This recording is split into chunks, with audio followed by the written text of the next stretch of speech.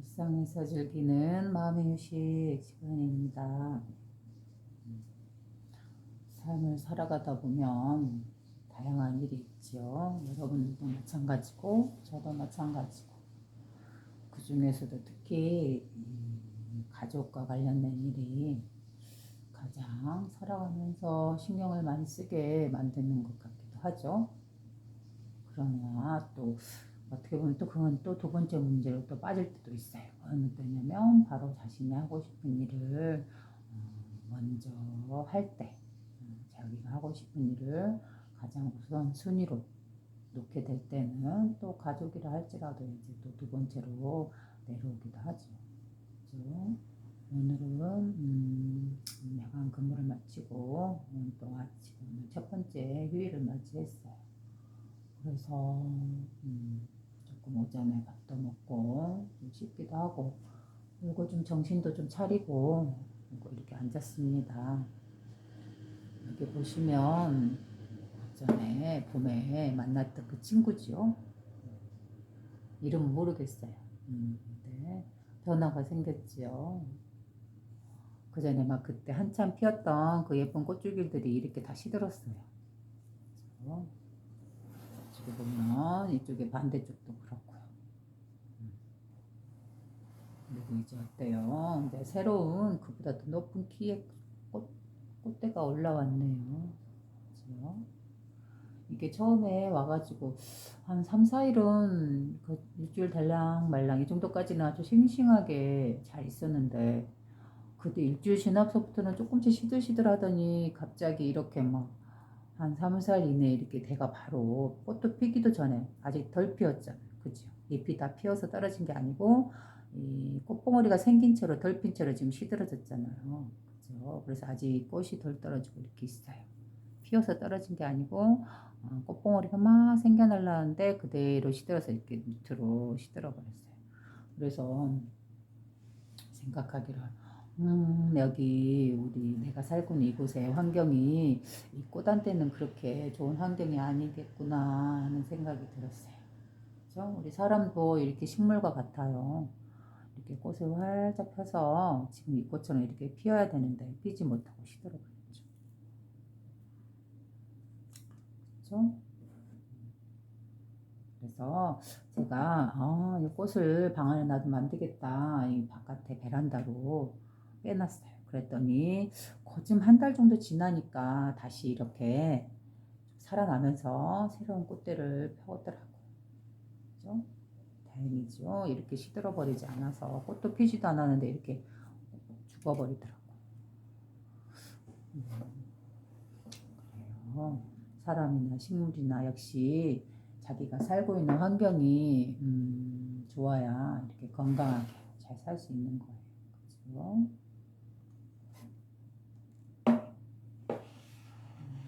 여기다 이렇게 놓을게요. 예쁘죠?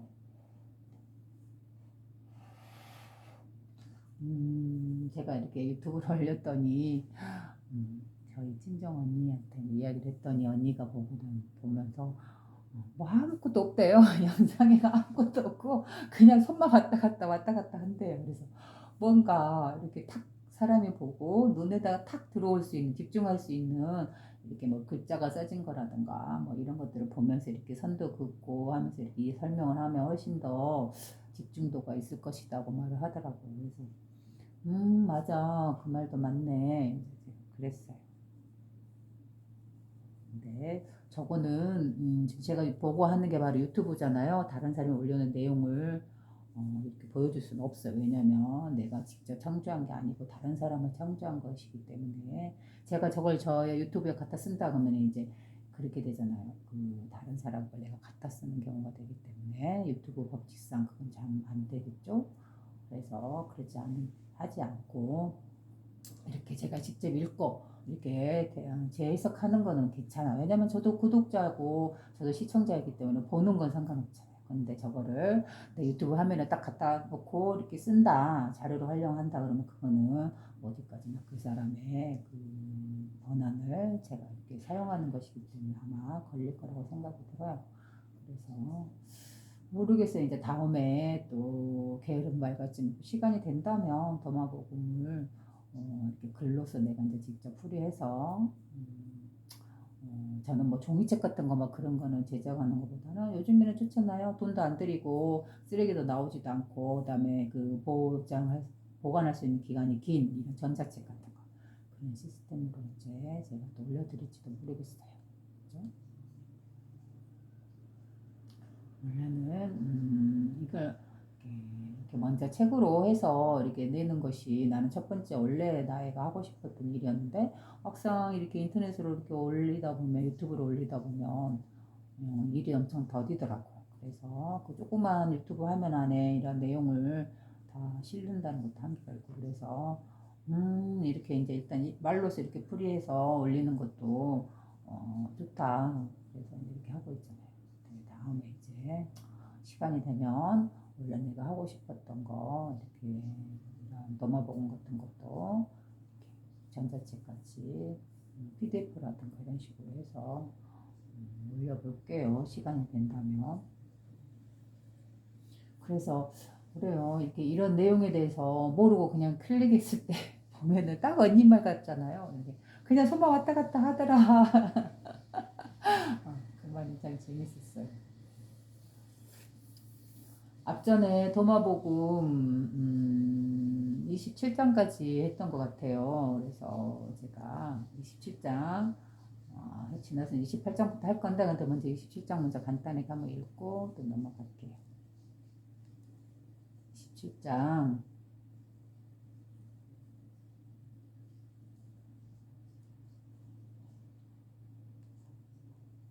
너희가 이 세상으로부터 금식하지 않는다면 너희는 나라를 발견하지 못하리라. 그죠? 여기서 금식하지 못한다면 너희는 나라를 발견하지 못한다 해서 나라라는 거는 바로 천국을 말하는 거고 하나님 왕국을 말하는 거죠. 그러면 그거는 어느 세상에 따로 있는 게 아니고 죽은 후에 가는 뭐 사후세계의 그런 천국 같은 그런 것도 아니고 바로 우리가 살고 있는 이곳 펼쳐진 삶 이대로 이 우주가 펼쳐진 이대로 여기가 나라예요. 하나님 아버지의 나라고 천국이고 그죠? 그런데 왜 우리는 천국이 아니다고 생각할까요? 왜 우리는 이곳이 살기 힘들다고 생각을 할까요? 바로 스스로 여기서 말씀하신 것처럼 금식을 하지 못했기 때문이에요. 바로 금식이라는 거는 어때요? 우리가 이 세상을 향해서 내뿜는 다양한 나의 욕심이요 탐욕이죠. 그거를 멈추지 않는다면, 그죠? 그렇지 않는다면 너희는 이 나라를 볼 수 없다라고 바로 도마복음 27장 첫 구절에 이렇게 말씀하시고 있죠. 그런 의미에서 한번 다시 읽어드릴게요. 너희가 이 세상으로부터 금식하지 않는다면 너희는 나라를 발견하지 못하리라. 이 말씀이 숨은 의도가 이렇게 있는 거죠. 그 다음에 2장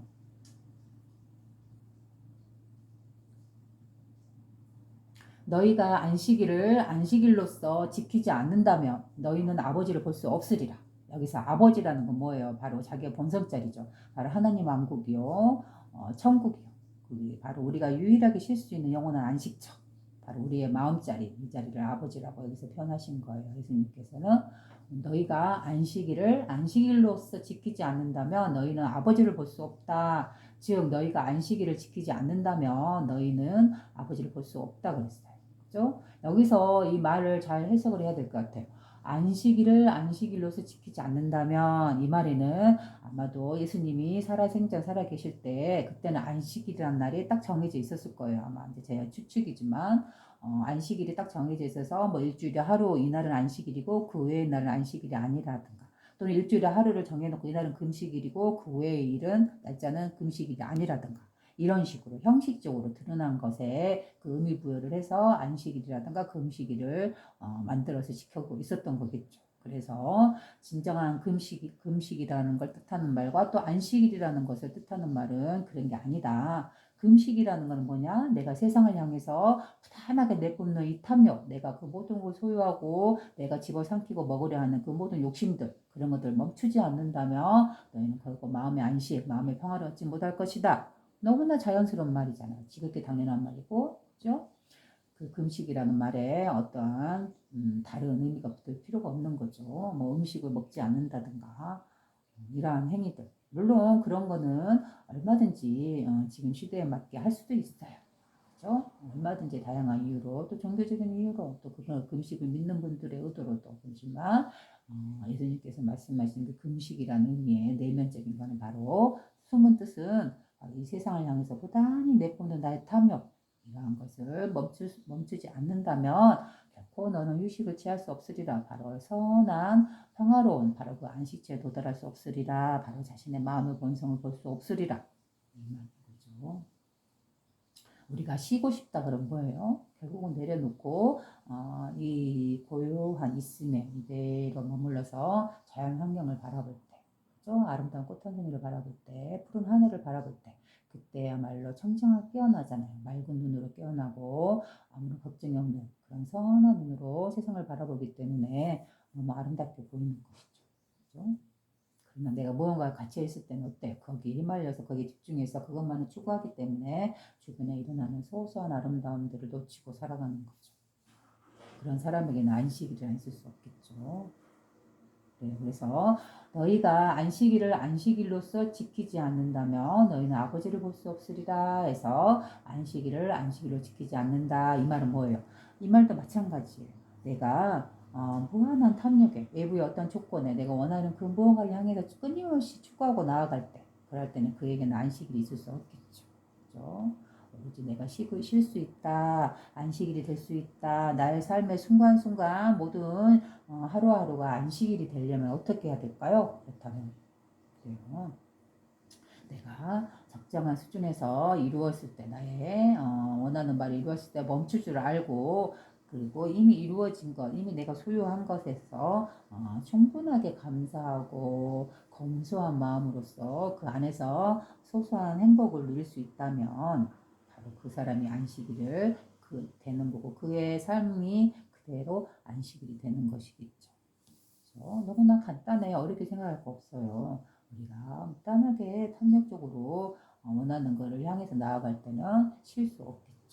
근데 우리가 어때요? 원하는 것을 적당한 수준에서 내려놓고 내가 원하는 걸 이루어지 못했던 이미 이루어져 있는 것, 이미 내가 이루어낸 것 안에서 이렇게 감사하고 만족하고 소소한 것에서 즐거움과 행복을 누리고 이렇게 살아가는 삶 안에는 어때요? 자신의 마음에 여유가 있고 휴식이 있기 때문에 바로 하루하루 삶이 안식일이 될 수 있는 거죠. 네. 넘어갑니다. 28장 예수께서 가라사대 나는 이 세상 한가운데 자리를 잡았다. 그리고 나는 육신으로 세상 사람들에게 나타냈다.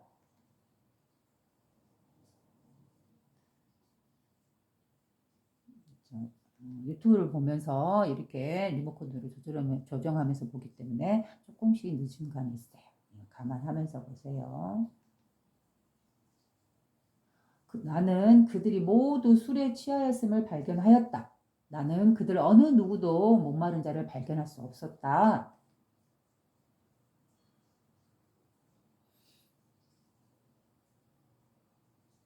나의 영혼은 사람의 자식들을 위하여 고통스러워하노라.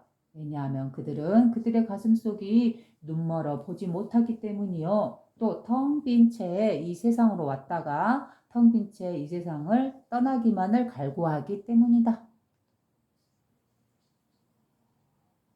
그래요. 바로 우리의 삶이 이런 모습 아닌가요? 예수님께서 말씀하신 것처럼. 그렇죠?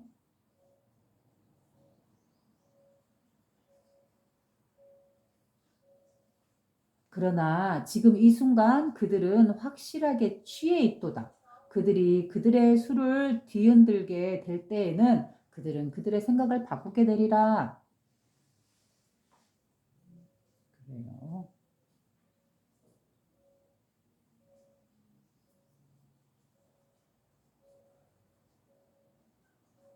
그래요. 다시 이제 처음부터 28장 다시 1장부터 읽어볼게요.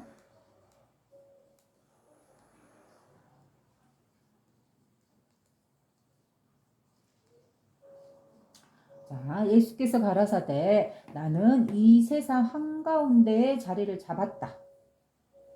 그리고 나는 육신으로 세상 사람들에게 나타났다. 여기서 나는이라는 말은 예수님께서 하시는 말씀이지만 나는이라고 말하는 건 바로 아버지 하나님의 성품 자리를 말하는 거예요. 그죠? 자신의 본성, 예수님의 본성, 바로 우리의 본성. 그죠? 이 본성이라는 건 누구나 갖고 태어나는 그 마음이잖아요. 그죠? 마음은 누구나 있고 누구나 없고 예수님이 있고 우리는 없고 그러는 게 아니잖아요. 누구나 생명이라면 우리처럼 인간의 모습을 하고 태어난다 하면 누구나 이 마음짜리 본성짜리 자신의 영혼을 갖고 태어나죠.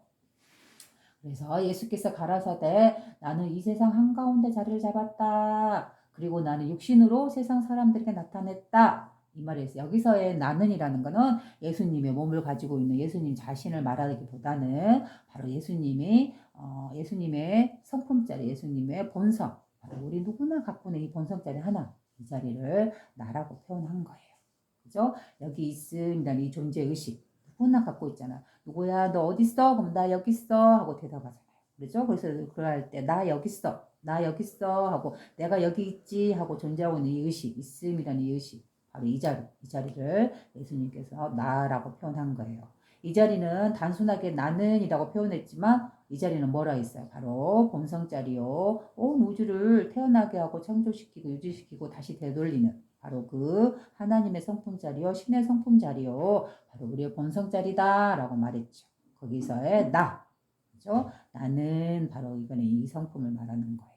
그리고 석가모니 부처님께서도 무생법인의 자리, 태어난 바가 없는 움직임이 없는 부동의 청정한 자리, 바로 자신의 본래 마음, 청정심 자리, 이 자리를 나는 또는 열애는이라고 표현했잖아요. 그래서 부처님께서는 이렇게 설법하실 때 나는이라는 이 표현을 열애는 이렇게 한다 하고 설법하신 거예요. 마찬가지로 여기서 예수님께서도 여기서 나는 이 세상 한가운데 자리를 잡았다. 그리고 나는 육신으로 세상 사람들에게 나타냈다. 바로 여기서 나는이라는 말은 바로 이 열의 자리요. 무생법인 자리요.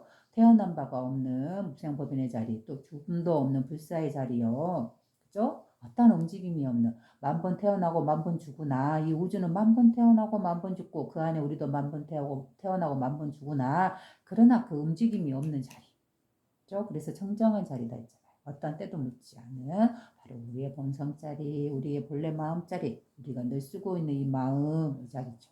그래서 너 어디 있니? 그러면 나 여기 있어. 누구야 너 어디 있니? 그러면 나 여기 있어. 하고 하는 나는 있음이라는 성품. 그죠? 어떠한 시간이나 어떠한 공간이나 과거나 미래나 그러한 어떠한 것에서 저촉받지 않고 그죠? 제한되지 않고 장애받지 않고 오로지 텅 튀어서 확 튀어서 소통되고 관통되고 있는 이 있음이라는 의식 하나 그죠? 온 우주를 굴리고 있는 운영하고 주재하고 있는 있음이라는 주인공의 의식 주님의 의식이라고도 하죠. 이 자리를 나는이라고 표현한 거예요. 바로 아버지 하나님의 성품 자리. 이 자리가 우리의 본래 마음자리, 우리의 본성자리다. 아버지의 성품자리인데 왜 우리의 본성이에요? 바로 이 자리에서 우리가 태어났기 때문에 아버지의 성품을 그대로 물려받아서 태어났기 때문에 여기서 아버지란 나의 육신의 아버지를 말하는 게 아니고 바로 이 온 우주를 굴리고 있는 창조하고 있는 이 있음이라는 의식, 이 의식을 아버지 성품이라고도 표현해요. 그렇죠?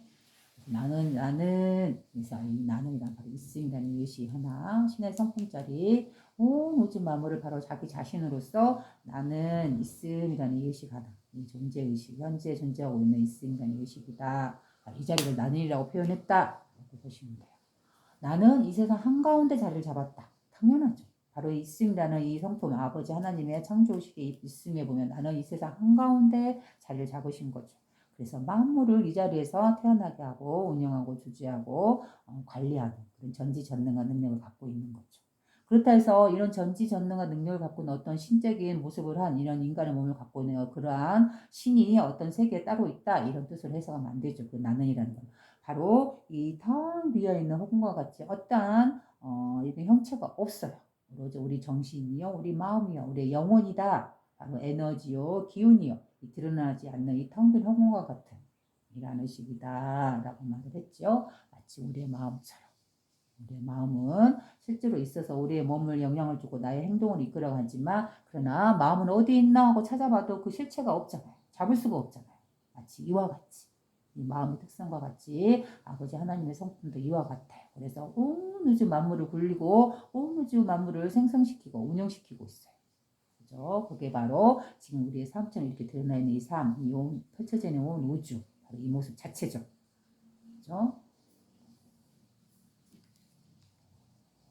그래서 나는 이 세상 한가운데 자리를 잡았다라는 말은 뭐예요? 바로 있습니다. 이 의식 하나에서 아버지 성품 자리에서 온 우주 만물을 펼쳐냈고 바로 그 한가운데 중심으로서 있습니다. 이 의식 하나에 자리를 잡고 있다라고 말씀하고 있는 거죠.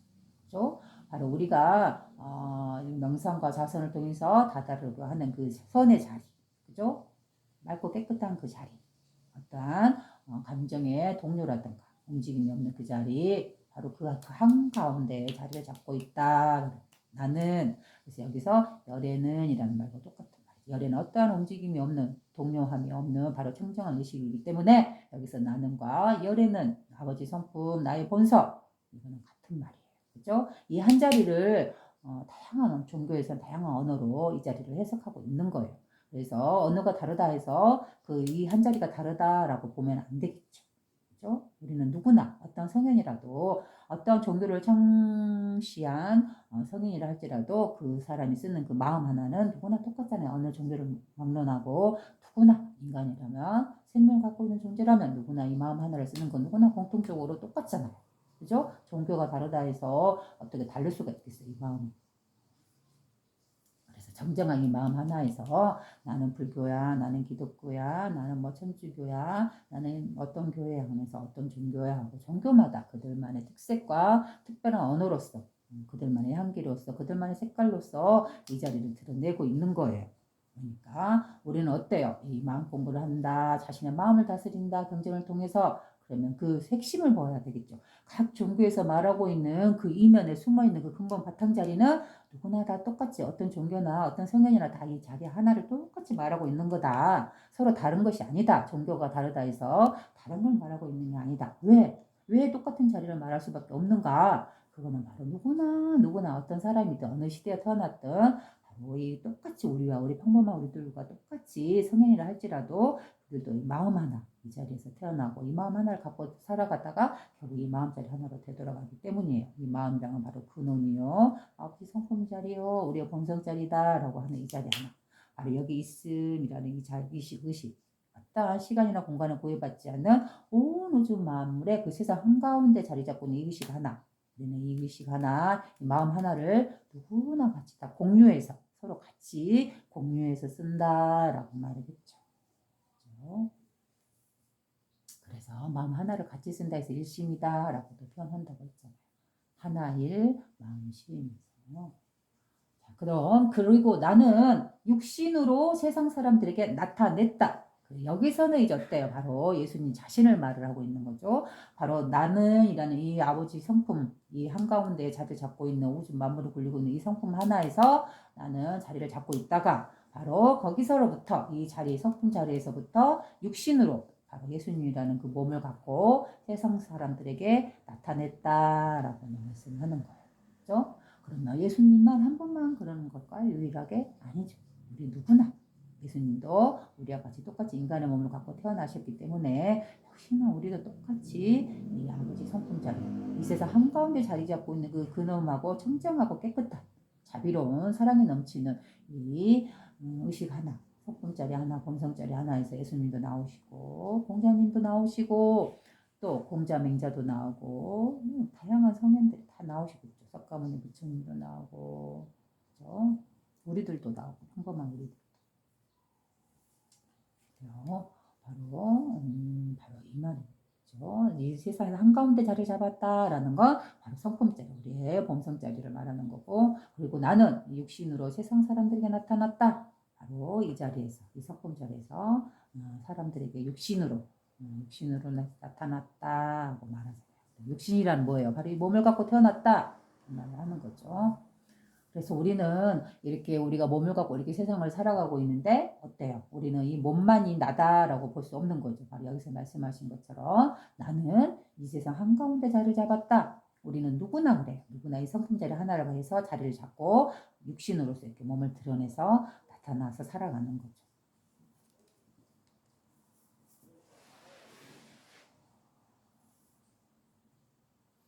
나는 그들이 모두 술에 취하였음을 발견하였다.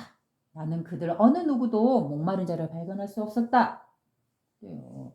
우리 예수님께서 살아가시던 그 시대나 지금 이 시대나 별반 차이가 없죠. 저도 그러게요. 이제 저는 뭐 책을 많이 보거나 뭐 즐겨 읽거나 전혀 그런 스타일이 아니에요.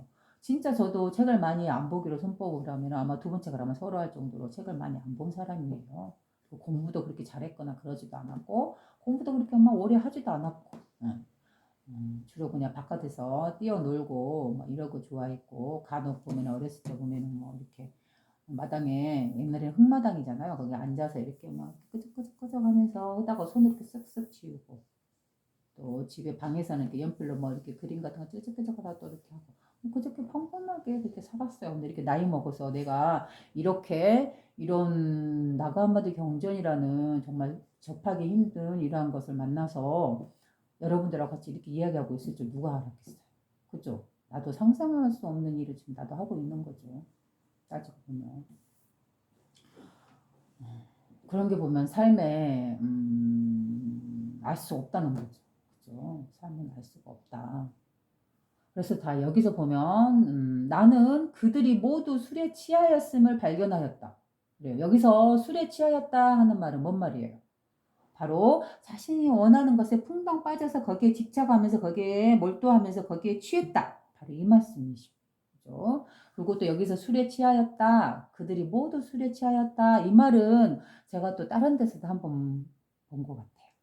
그 우리나라에 그 정약용이라는 선생님 계시잖아요.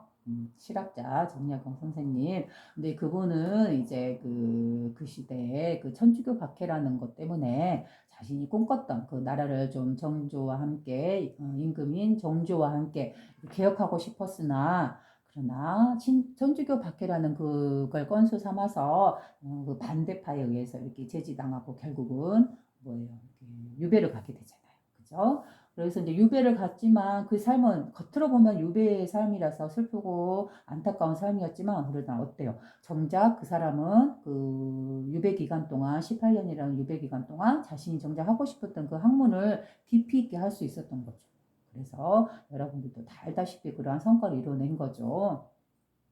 그리고 그 정약용의 공부의 끝에 그분은 이제 뭐 다양한 경전이라든가 뭐 주역이라든가 이런 것들을 아주 깊게 깊게 이제 시간이 많이 난 만큼 공부를 하고 또 거기에 맞춰서 또 자기의 생각을 책으로도 많이 쓰셨잖아요. 그러한 학문을 몰두하고 맨 마지막에 가서 손에 잡은 게 바로 무슨 책이었는지 아세요? 바로 심경이라는 책이에요. 심경이라는 거는 바로 마음의 경전이라는 뜻이에요. 그래서 아마 자신도 자신의 삶을 돌아봤을 때 너무 바깥을 향해서 추구하던 그런 삶을 이제 끝마치고 이제 자기 자신의 내면으로 되돌아가는 그죠? 우리와 같이 지금 우리가 어때요? 더 이상 밖을 추구하는 이런 삶에서는 더 이상 행복이란 없다. 결국은 되돌려서 나의 마음을 다스리고 나의 마음을 평안하게 쉬면서 그 안에서 나는 행복과 만족을 누리겠다라는 이런 의지에서 우리는 어때요? 선이라든가 사선이라든가 마음 공부라든가 경전 공부를 하는 거잖아요. 그죠? 바로 그와 같이 정약용 선생님도 마지막에 가장 고귀하다 하고 보는 것이 바로 심경이었고 그래서 결국은 자신의 마음을 다스리는 것에 그 뜻을 두었지 않았나. 그 말 자체는 뭐예요? 가장 마지막에 내가 심경에 마음을 주었다라는 말은 바로 예부로 쫓아나가던 그 마음을 되돌려서 바로 자기 자신의 마음을 다스리는 것 거기에 마음을 두겠다라는 그런 의지가 숨어있는 글이죠. 말씀이시죠. 근데 이제 정약용의 선생님의 말씀 중에서 보면 저도 뭐 그분의 책을 뭐 한 권이라도 제대로 보고 막 그러진 않았지만 관심 있을 때 그때 그때마다 인터넷 같은 데 이렇게 한 번씩 이렇게 검색해 보면 내용이 나와요. 근데 그 중에서 보면 그런 시가 있어요. 정약용 선생님은 시를 엄청 많이 쓰셨어요. 뭐죠? 그 석가모니 부처님께서 그 거의 시적인 그런 운율로서 이렇게 초기 말씀을 이렇게 설해 놓은 거 있잖아요. 수타니파타. 그죠? 그 경전은 시적인 느낌으로서 이렇게 운유적이면서 이렇게 간솔하면서 아주 그렇게 매끄럽게 우리 사람들에게 이렇게 설법하신 그런 내용이 있잖아요. 경전이잖아요. 근데 그 아마 그 말씀하신 그 시편 수가 뭐 140몇 편인가 하여튼 꽤 됐어요. 아니면 몇백 편인가. 라고 그렇구나 했는데 근데 의외로 이 정약용 선생님에 대해서 관심을 가지면서 봤는데 정약용 선생님도 시를 석가모니 부처님 못지않게 엄청 많이 이렇게 읊으신 거예요. 그래서 와 제가 그걸 보고 아마 149편인가? 하여튼 많이 생각보다 어쨌든 숫자가 많았어요. 가지고 거의 비둥비둥할 정도로 많이 시를 읊으셨더라고요. 그 시들이 다 이제 이렇게 사람들이 관심 있는 사람들이 그거를 책으로 엮어서 내기도 하겠지만 아마 제 생각에 드러나지 않고 이렇게 자연스럽게 없어진 그런 것도 솔찬이 될 거라는 생각을 해요. 그래서 정재건 선생님도 이렇게 감성적이고 시를 좋아하시는 분이셨구나 이제 했어요. 근데 그 시 중에 하나가 이런 내용이 있었어요. 바로 여기서 예수님께서 말씀하신 바로 이런 내용. 나는 그들이 모두 술에 취하였음을 발견하였다. 나는 그들을 어느 누구도 목마른 자를 발견할 수 없었다. 바로 이런 내용과 똑같이 정약용 선생님이 이 세상에 대해서 사람들의 현상의 모습을 보고 이렇게 비판하듯이 이렇게 애탄하듯이 그렇게 쓴 글인데 바로 이렇게 말씀하셨어요. 네, 아주 자세히는 모르지만 간단하게 보면은 세상에 자신이 아는 이 세상의 모든 사람들이 술에 취하였다.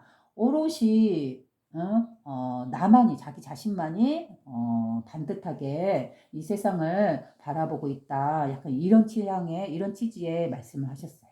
그리고 저도 그걸 보면서 그렇구나 하고 거기서 공감했고 느꼈기 때문에 그걸 기억을 하는 거예요.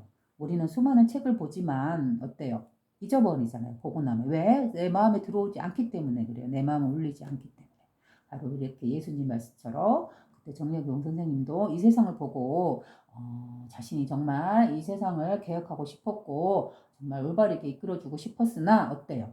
술에 취한 이 사람들에 의해서 자신의 힘이 무너진 거죠. 자신의 세상 생각이 무너진 거죠. 그래서 유배를 가게 됐고 그 안에서 자기 스스로 느낀 바 신경을 마지막에 그 공부의 끝에 지었다 했잖아요. 그 말은 세상을 향해서 나가기보다는 아무리 선한 목적을 가지고 세상에 나간다 한들 저는 그런 생각이 들더라고요. 아무리 선한 생각을 가지고 이 세상을 향해서 나아간다 한들 어때요? 그 선한 동기로서 일어나서 사람들을 만나가지만 이 반대쪽에서 분명히 그 반대 생각을 가진 사람들이 있잖아요. 이 사람 반대 사람은 분명히 자기들도 이게 옳다라고 이렇게 오는 거죠. 그러면 어때요? 서로 A와 B는 서로 만나서 부딪히겠죠. 그죠? 아까 전에 제가 말씀드렸던 것처럼 어때요? 이 찻잔을 보는 거는 있어서 이건 현상이에요. 있는 그대로의 모습이고 진리가 펼쳐져 있죠. 바로 우리의 삶에 펼쳐져 있잖아요. 이렇게. 근데 이렇게 한쪽에서 이쪽을 보고 가는 사람은 어때요? 가장 먼저 보이는 거는 손이 먼저 보이고, 그죠? 이 반대쪽에서 보는 사람은 어때요? 이 컵이 먼저 보이겠죠. 서로 분명히 현상계를 보는 시선이 서로 달라요. 그래서 서로 부딪히겠죠. 그죠? 그럼 마찬가지로 정약용 선생님도 자기가 선한 의지를 가지고 이 사람들을 위해서 나라를 위해서 이 세상을 향해서 나아갔으나 어때요? 반대쪽에서는 분명히 이 선생님과 다른 의견과 다른 방법으로 이 세상을 이끌어가고 싶은 사람들이 있겠죠. A와 B 이 둘 중에 누가 더 선하고 악하다고 말할 수는 없겠죠. 그죠? 서로 부딪히죠. 그러나 선한 동기를 갖고 세상을 나아가나 결국은 그 반대 생각을 갖고 있는 불의에 의해서 어때요? 우리는 서로 투쟁하고 부딪히고 때로는 죽이기도 하죠. 그래서 죽여서 그 권력을 휘어잡으면 그 사람이 승자가 되고, 그죠? 만약 이 다툼, 싸움에서 지면은 어때요? 죽음을 당하고 유배 나가고 그러는 거잖아. 그죠? 그래서 아무리 선한 의도를 가지고 이 세상에 나아가서 사람들을 위해서 나라를 위해서 한다 하더라도 분명히 그 과정에서 우리는 부딪히고 싸우고 서로 결국 어쩔 수 죽일 수밖에 없는 이런 일도 일어나죠. 그럼 어때요? 선한 동기로 나아갔으나 결국은 업을 짓는 거잖아요. 이런 거 같아요. 아무리 선한 의도에서 사람을 갖다가 죽였다 할지언정 어때요? 결국은 어때요? 사람을 죽였다는 거 하나는 변하지 않는 사실이고 진리잖아요.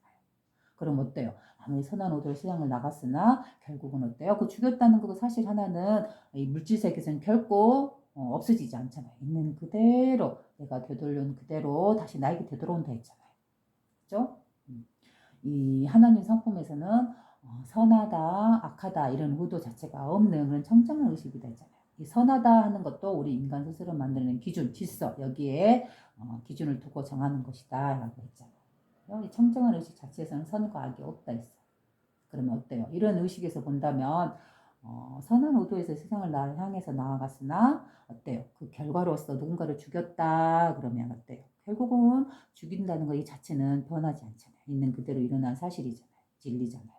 그럼 여기에 대한 죽인 거, 사람 생명을 죽인 거에 대한 거기에 대한 업은 업식은 분명히 자신을 향해서 돌아오는 거죠. 그죠? 그래서 모르겠어요. 이제 저 개인만의 추측이지만은 마지막에 신경을 잡았다 하면 결국은 이렇게 자신의 마음, 세상을 향해서 나아가 부단히 갈구하고 추구했던 그 자신의 생각이나 주관 이런 것들을 내려놓고 이제 자기 자신의 근원자리, 자신의 본성자리, 이 마음을 다스리는 것으로 되돌아갔다라고 볼 수 있죠. 정약용 선생님도 그래요. 그러면은 여기서 보면은 어때요? 여기 예수님께서도 똑같이 그 말을 했잖아요. 나는 그들이 모두 술에 취하였음을 발견하였다. 나는 그들 어느 누구도 목마른 자를 발견할 수 없었다. 여기서 목마른 자라는 뭐예요? 바로 이 자신의 본성, 정말 이 삶에서 정말 필요한 것이 무엇인가라는 거에 대한 것. 그러한 자를 바로 목말라 하는 자라고 하는 거예요. 바로 진리에 대한 목마른 자. 그죠? 자신의 본성에 대한 목마른 자. 이 외부에 있는 펼쳐져 있는 그 모든 인간의 욕구를 욕망을 자극하는 탐욕적인 그러한 것들을 향해서 추구하는 삶이 아니라 이제 되돌아와서 그렇게 수에 취해 있는 삶이 아니라 되돌아와서 진실한 정말로 우리가 추구해야 될 것이 무엇인가, 우리가 정말로 목말라 해야 될 것이 무엇인가, 거기 자리를 되돌아봐야 한다라는 걸 이게 말씀하신 거죠. 우리는 정말로 목말라 있고 취해 있잖아요. 무엇에 그렇게 하고 있죠? 내가 원하는 바를 향해서 아주 무단히 밖을 향해 나아가고 있잖아요. 그렇죠? 저도 저의 삶을 통해서도 여러분들에게 이렇게 이런 말을 하고는 있지만 이렇게 읽고 저도 순간순간 뭐 하고 싶다 해서 또 그와 관련돼서 막 생각을 한참 해 나가요. 똑같죠. 어때요? 그러면 다시 알아차리고 다시 되돌려서 또 이 청정한 자리, 자신의 본성 자리로 다시 되돌아와서 정말 내가 할 것인지 아니면 이게 순서가 지금 해야 할 것인지 아니면 두 번째로 늘어나도 되고 먼저 우선순위가 무엇인지 이렇게 항상 자기 자신을 돌아보면서 살아가야 되는 거죠. 그죠? 그때 올라오는 탐욕적이고 자극적인 이런 욕심에 소유욕에 갇혀서 바로 행동으로 일어나면 어때요? 그러한 사람들 바로 술에 취해 있고 원하는 것을 목마른 자라고 이렇게 예수님께서 말씀하시는 거죠.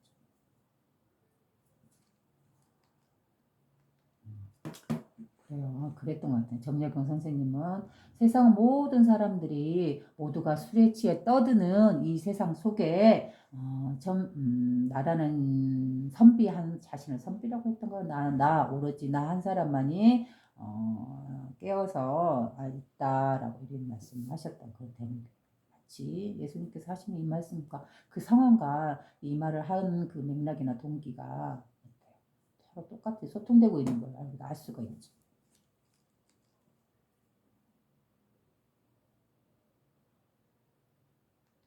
그래요. 또 생각나네요. 다시 자꾸 생각하니까 세상 모든 사람들이 정약용을 향해서 모두가 술에 취했다 뭐 이런 식으로 이렇게 손가락질 하나 의젓한 선비 하나 이제 조용히 얌전히 조용히 침묵하고 있다라는 이런 말들도 있었던 것 같아요. 그 비슷한 맥락으로.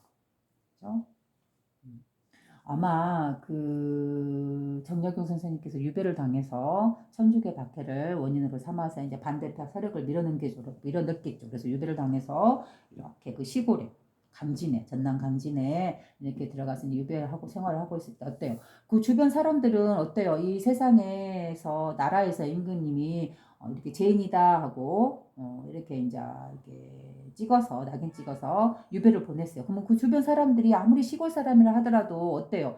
죄인이고 큰 죄를 졌고 왔기 때문에 쉽게 이 정약용이라는 사람한테 다가갈 수 없었겠죠. 그래서 다들 손가락질 했겠죠. 그 주변에 그 잘 모르던 그런 사람들도. 그죠? 심지어 이제 그 같은 그 서울에 정권에 있던 그 사람들도 다 손가락질을 했겠죠. 그죠? 자신들이 원하는 방향을 아닌 반대 방향 자꾸 이야기를 하니까 손가락질을 했겠죠. 그 사람을 향해서. 정약용 선생님 향해서. 그러니까 모두가 나를 향해서 손가락질을 하나 그러나 정작 깨어있는 나 자신은 조용히 있다라는 이런 말씀을 하셨다. 그런 시적인 내용이 있어요. 관심 있으면 한번 봐보세요. 그의 시를 정약용 시를 읽을 때마다 정말 그 상황이 공감이 되면서 저도 한동안 진짜 많이 그분한테 빠져 있었어요. 한동안. 음, 그래요. 음, 그래요. 그러니까 그런 데서 우리는 매력을 느끼는 것 같지 않은가요?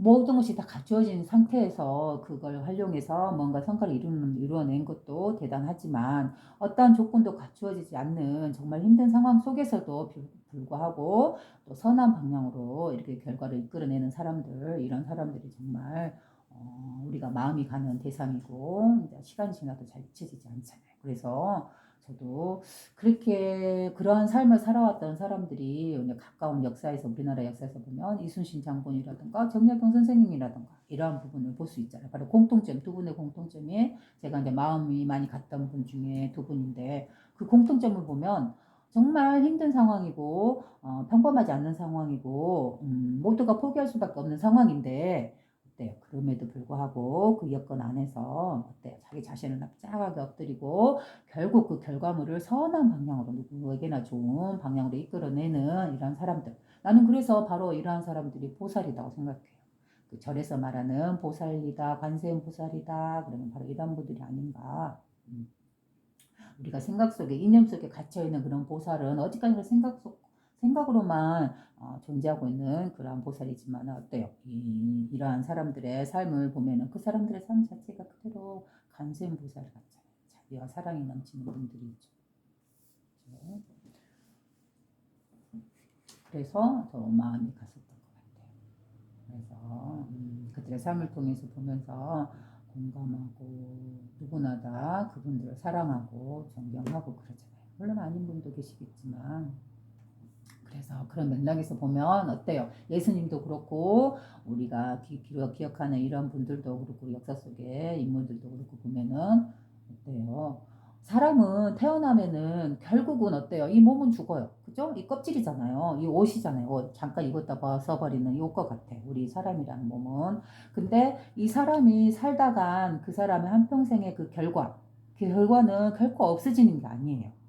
바로 이 몸이 죽는다 해서 그걸로 끝나는 게 아니죠. 그가 남긴 유산은 어때요? 세대와 세대를 거쳐서 후대에 아주 멀리 멀리까지 그 영향력을 미치잖아요. 그죠?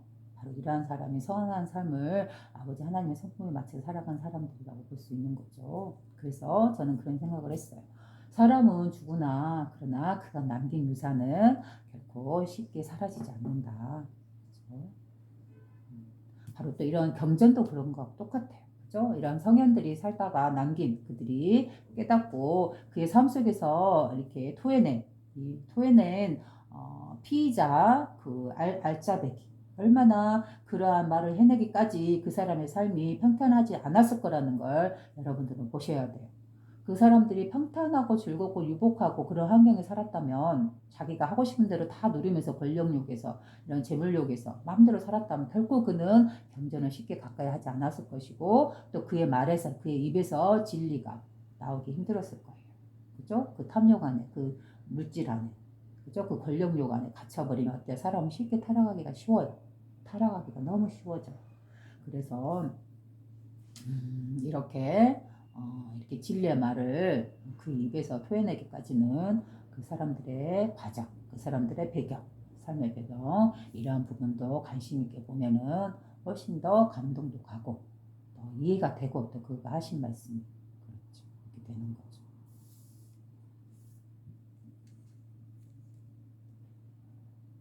그래서 아마 그런 말도 많이 나온가 봐요. 하나님께서 택한 자만이 이렇게 이런 삶을 걷고 이런 말을 할 수 있는 거지 어때요? 쉽게 할 수는 없는 거고요. 그렇죠? 골짜기가 깊은 만큼 그 깊이가 깊어지듯이 바로 그런 부분이겠죠.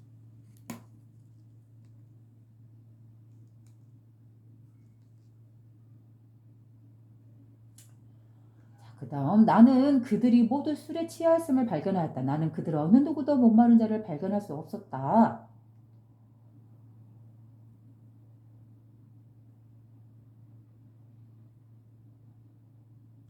나의 영혼은 사람의 자식들을 위하여 고통스러워하노라.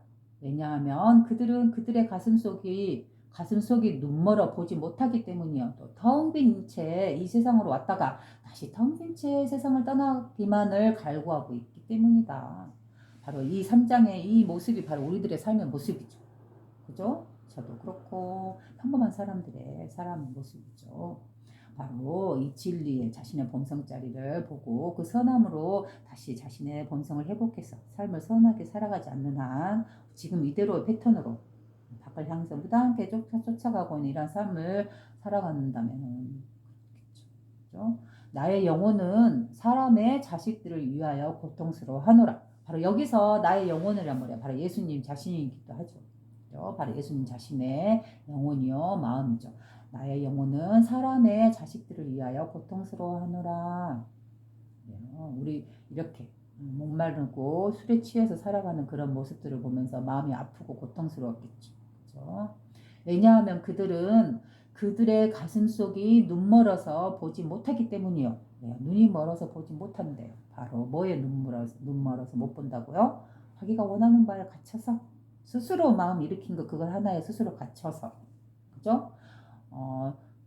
우리는 부단히 외부의 상황과 비교해서 자신을 비교해서 내가 더 작다 싶으면 부단히 그걸 쫓아가잖아요.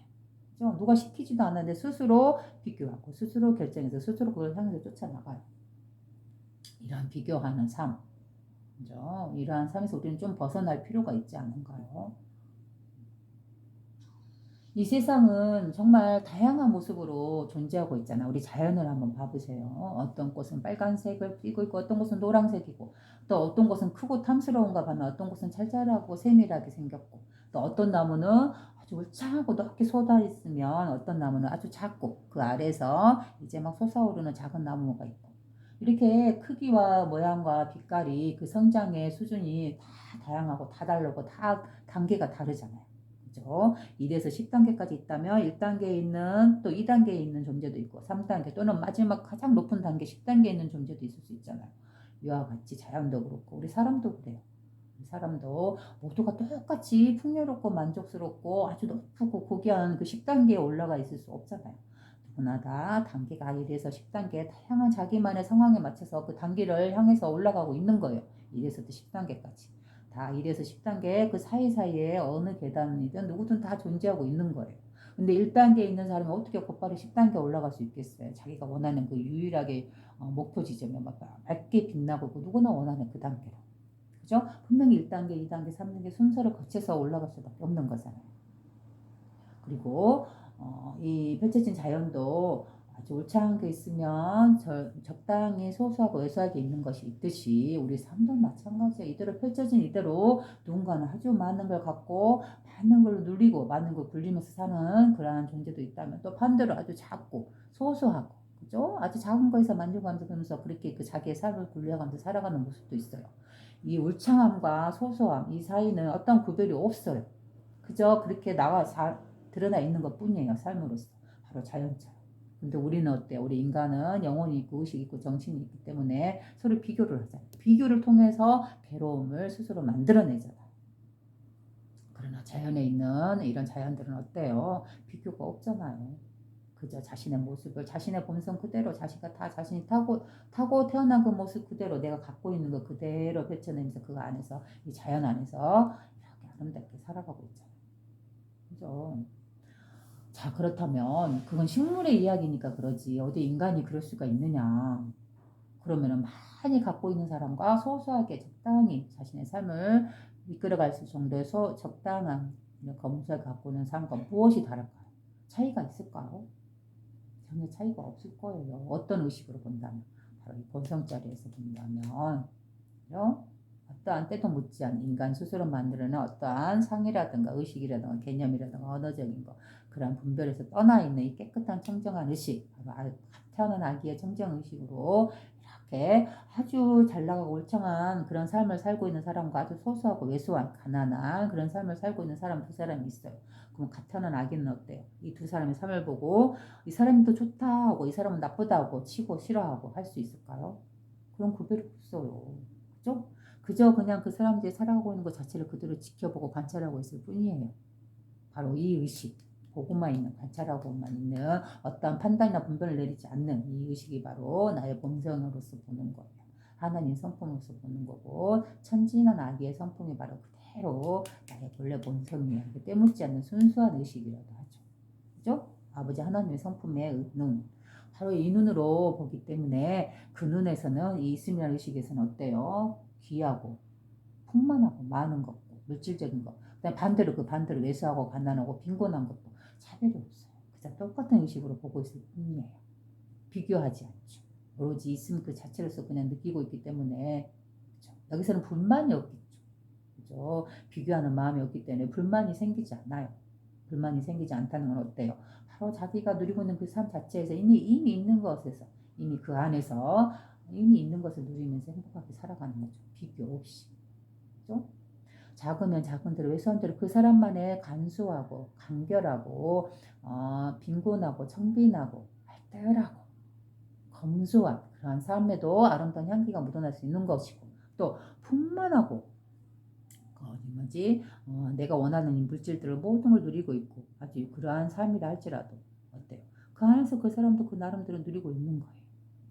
비교할 대상이 아닌 거예요. 그렇죠? 그런데 어때요? 정말로 가난한 사람, 정말로 불쌍한 사람은 어떤 사람일까요? 부유함 안에 살면서도 늘 빈곤에 찌들어서 더 추구하는 사람. 이 사람이 정말 가난한 사람이에요. 정말 불쌍한 사람이고. 그렇죠? 그리고 이 가난하고 검소하고 이미 있는 그 정갈한 삶 그 안에서 만족을 안 하고 굉장히 또 가난하다 뭐 자신을 비교하면서 다른 사람들과 자기 자신을 자책하면서 그 안에서 더 가난을 연습하고 결핍을 연습하고 있는 삶. 그 삶이 실제로 펼쳐져 있는 그 삶보다 더 가난하고 더 결핍된 삶인 게죠. 더 불쌍한 삶이 되는 것이고. 보면 뭐 그러고 보면 어때요? 이 펼쳐진 삶의 조건이 그 사람을 부유하게도 하고 가난하게도 하는 게 아니에요. 결국은 내가 처해 있는 삶에서 내가 어떤 마음으로서 받아들이냐에 따라서 지금 이 청정한 자신의 본성으로서 이렇게 자신의 삶을 대하면서 살아갈 수 있을 때는 그 사람은 펼쳐진 삶을 아무런 영향을 줄 수 없어요. 그죠? 어떤 영향을 주지 않아요. 어떤 조건이 있더라도 어떤 환경이 있더라도 그는 이 성품 안에서 찬란하게 빛나는 이 맑은 성품 안에서 이미 갖고 있는 것, 이미 가지고 있는 것, 이미 내가 이루어낸 것, 그 안에서 만족하면서 살 수 있는 거죠. 그럴 때 그 사람은 자신의 삶이 바로 그곳이 천국이요, 그곳이 안식처요. 그죠? 즐거운 삶의 터가 되는 거죠.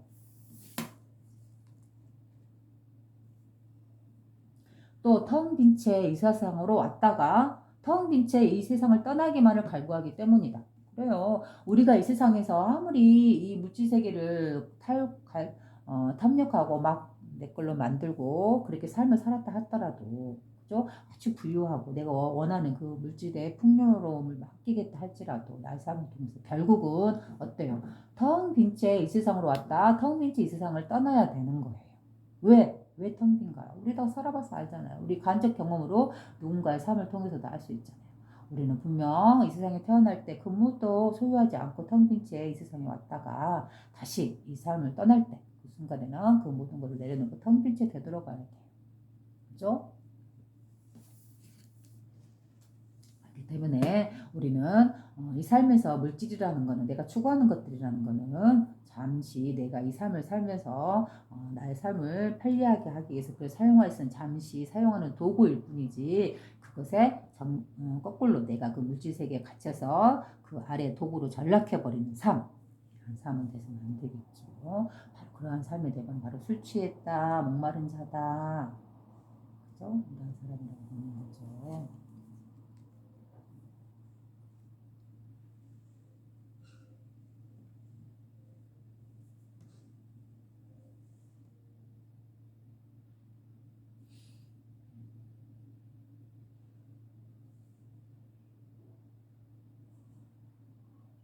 그러나 지금 이 순간 그들은 확실하게 취해 있도다.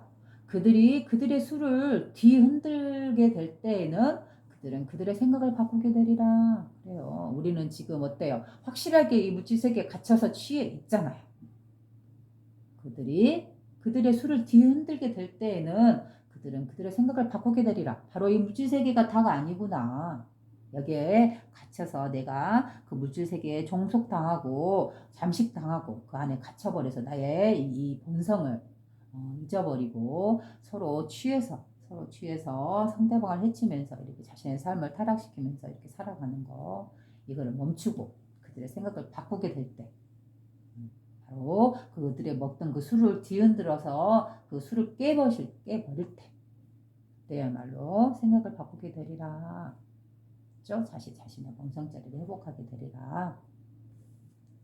그렇죠? 이 물질세계에서 우리가 벗어날 수 있을 때만이 우리는 우리들의 생각을 바꾸게 된다. 우리의 본성을 되찾아서 편안한 삶, 안식의 삶, 비유하지 않고 비교하지 않고 많고 적으면 다만 인간의 분별일 뿐, 이 성품 자리, 이 자리에서 보면 그 자체로서 빛나고 있다는 것. 가난은 가난대로 검소하고 맑고 정갈한 그런 삶을 살 수 있어서 빛나고, 부유하면 부유한 대로 그 안에서 누리고 행복하고 또 다른 사람을 향해서 나누어 줄 수 있는 그런 여유로움을 가질 수 있어서 빛나고, 그죠? 근데 이게 이 삶이 반대가 되면 안 돼요. 없다고 해서 더 없음을, 더 빈곤함을 더 한탄하고 가난을 연습하고 슬퍼하고, 그래서 결국은 어떤 남의 걸 뺏으려고 하는 이런 삶까지 가서는 안 되는 것이고, 그러면 어때요? 가난한 삶이 다만 가난한 게 아니고 더 힘든 삶, 더 추락된, 타락된 삶이 되겠죠. 또 반대로 내가 부유해요. 근데 있음에도 불구하고 더 없는 사람들을 더 갈취해서 저 사람들의 것을 더 뺏어와서 내 것으로 만들려고 하는 것. 이거 자체가 너무 천한 것이죠. 이거 자체가. 이미 내가 충분히 갖고 있음에도 불구하고 더 원하는 거잖아요. 그것도 심지어 대상이 가난한 사람들 것, 이 평범한 사람들 것까지 갈취하면서 그들의 주머니를 털어서 내 주머니를 더 부르려고 하는, 어때요? 이건 정말 부유하고 풍만한 사람이 하는 짓이 아니죠. 도둑이죠. 빈곤한 자죠. 가난한 자죠. 타락한 자죠. 이런 자들은. 그런데 어때요? 애석하게도 우리가 살고 있는 이 시대는, 이 시대의 제도는 어때요? 바로 그런 제도잖아요. 그죠? 그래서 그들의 수를 뒤흔들게 될 때 그들은 그들의 생각을 바꾸게 되더라. 아, 더 이상 이런 체제로 가서는 안 되겠구나. 우리는 좀 생각을 바꿔야겠다. 바로 소유에서 공유로 가는 사회. 저는 이런 생각을 많이 했어요.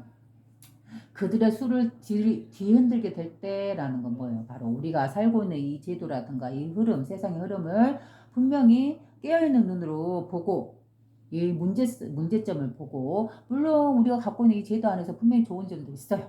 절대로 나쁜 게 아니죠. 모든 것은 다 전체로 나쁘거나 전체로 더 좋거나 할 수는 없는 거죠.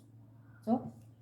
그 시대의 필요에 의해서 어떠한 부분이 올라오는 거고, 필요에 의해서 그걸 활용하다가 이제 그 필요가 없고 새로운 방법이 필요할 때는 그건 이제 사라지는 거죠. 그리고 또 새로운 제도나 새로운 주의 이념을 갖고 와서 또 거기에서 또 물을 붓고 씨를 뿌리고 꽃을 피워서 이제 그게 이제 꽃을 피운 다음에 어때요? 썩고 망가지죠. 타락하고. 그러면 또 그걸 버리고 또 새로운 걸 갖고, 이런 식으로 우리는 이념과 제도를 끊임없이 반복하면서 생멸하고 있잖아. 생겨나고 멸하고 생겨나고 멸하고. 그죠? 바로 이러한 것들 어때요? 새로운 제도나 새로운 나라라든가 이렇게 새롭게 생겨도 결국은 어때요? 그 전의 나라라든가 그 전의 제도의 모습을 닮아가면서 결국은 타락해서 결국은 소멸되고, 또 새로운 세대에 의해서 그게 혁명당하고 깨지면서 또 새로운 정부, 새로운 나라, 새로운 제도, 새로운 이념이 생기잖아요. 근데 이게 새롭게 생기면 영원히 깨끗하게 새롭게 가야 되는데 그게 아니잖아요. 결국은 똑같은 그 길을 돌고 있잖아요. 이게 바로 우리가 인간의 역사에 영원히 돌고 있는 모습이잖아요. 생멸하면서 윤회하고 있잖아요. 그죠? 그렇다면은 지금쯤은 이제 한번 깨야 돼요. 이런 생각도 그렇지 않은가요? 바로 그런 생각을 깨는 것. 그게 바로 소유에서 공유로 가는 거예요. 그래서 저는 그 부분에 대해서 이런 맥락에서 이제 제가 논문을 쓴 거에서도 그런 내용이 있어요. 소유의 사회에서 앞으로 나아갈 사회는 뭔가 공유의 사회다 라고 말을 했어요. 그래서 이 공유라는 개념은 여러분도 모두 알다시피 왜 우리 와이파이 공유한다 라고 하잖아요. 하나의 와이파이를 설치하면 이 와이파이가 잡히는 그 주변의 공간, 여러 집에서는 이 와이파이를 동시로 쓸 수 있잖아요. 마치 우리의 마음자리, 우리 본성자리처럼 이 하나의 마음이 온 우주에 그대로 없는 곳이 없이 탁 트여서 모두 어느 곳에다 존재하고 있는데, 이 마음 하나가 모든 우주 만물을 굴리고 있다 했잖아요. 그죠? 바로 드러난 물질 이면에 드러나지 않는 텅 빈 있음이라는 의식. 이 마음자리 하나, 이거를 모든 생명들, 우리 인간들이 모두 다 이 마음자리 하나를 공유해서, 와이파이처럼 공유해서 내가 나의 마음이다 하고 쓰고 있다 했잖아요. 이 마음 하나를 모두가 공유해서 동시성으로 쓰고 있어요. 우리 인간들 모두가. 그래서 이 마음을 쓰고 있는 한 사람이 확실하게 깨달으면 어때요? 이 마음은 공유되고 있다 했잖아요. 그래서 이 지구에 모두 있는 모든 인간들의 그 마음을 영향을 줘요. 어떻게? 그물망처럼. 물고기 잡는 그물망처럼 쫙 펼치면 어때요? 그게 온 우주, 온 지구를 덮는다고 상상해 보세요. 그물망이. 근데 그 중에 그물코 하나, 중간에 있는 코 하나가 확실하게 깨달았다. 그러면 그는 그 모두의 마음과 같이 공유되어 있다 했잖아요. 한 마음이기 때문에. 그러면은 반짝하고 그가 깨달으면 그 반짝의 빛이 일시적으로 한순간 또 깜빡할 찰나에, 눈 깜빡할 찰나에 바로 빛보다 빠른 속도로 모든 곳에 연결이 되어 있는 그 그물망으로 다 바로 빛이 전달이 돼요. 바로 이게 깨달음의 특성이요. 자기가 쓰고 있는 이 마음의 특성이요. 이 우주의 특성이다 했잖아요. 뭘로? 물질이 아닌 물질 이면에 드러나지 않는 바로 이 의식이. 우리의 정신이요. 우리의 마음이. 우리의 본성의 자리가. 바로 하나님의 성품이 바로 때로 우리의 마음이다 했잖아요. 그죠? 바로 우리의 마음이라 이렇게 위대하고 위대해요. 그래서 한 사람이 깨달으면 그의 마음은 누구나 다 같이 공유해서 쓰고 있기 때문에 그 마음을 그대로 전파받아서 그대로 밝은 빛이 그대로 그 사람들 다 모든 생명들에게 전달이 되는 거예요. 그래서 보면 어때요? 수를 뒤흔들게 될 때, 즉 우리가 소유에 빠지는 이 사회를 공유 사회로 바꿀 수 있을 때 그들은 그들의 생각을 바꾸게 되리라, 그들의 삶이 바꾸게 된다라고 볼 수 있는 거죠. 그렇죠? 바로 이 공유라는 특성이 내 개인적으로 만들어낸 것일까요? 아니죠. 아니면 어떤 학자가 아주 공부도 많이 하고 석학이 그걸 만들어낸 이론일까요? 아니잖아요. 바로 이 진리의 특성 그대로를 저는 말을 하고 있는 거잖아요. 그죠? 바로 우리 인간의 역사에서 보면 새로운 제도, 새로운 나라를 만들었으나 결국은 흥망성쇠를 거쳐서 끝나고 다시 또 새로운 정부가 일어나서 새로운 제도가 일어나서 또 새로운 나라가 일어나서 흥망성쇠를 거치고 결국은 끝나고 그래서 이렇게 계속 반복되고 있잖아요. 같은 역사가. 그러면 이제 그만 이걸 멈추고 바로 윤회의 수레바퀴를 멈추고 어때요? 정말로 그 근원의 본래 자리로 되돌아와야 되죠. 바로 그게 우리의 본성자리죠. 바로 여기서 말씀하신 것처럼 어때요?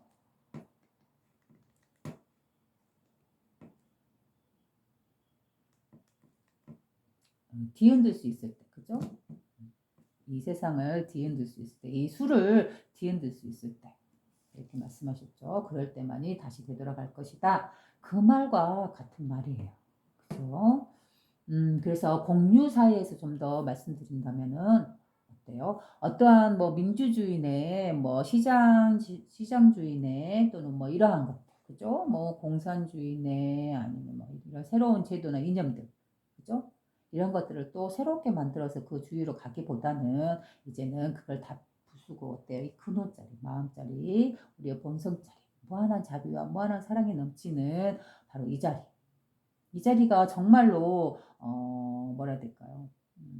궁극의 가장 마지막에 이르러야 할 자리라고 저는 봐요. 그래서 공유의 사이에서는 말 그대로 공유예요. 이 모든 물질들이 이 모든 우주가 누구의 소유가 될 수 없어요. 여러분 상상을 해보세요. 이 우주가 이 펼쳐지는 저 있는 우주가 누구의 소유인가요? 어느 개인이 만들었나요?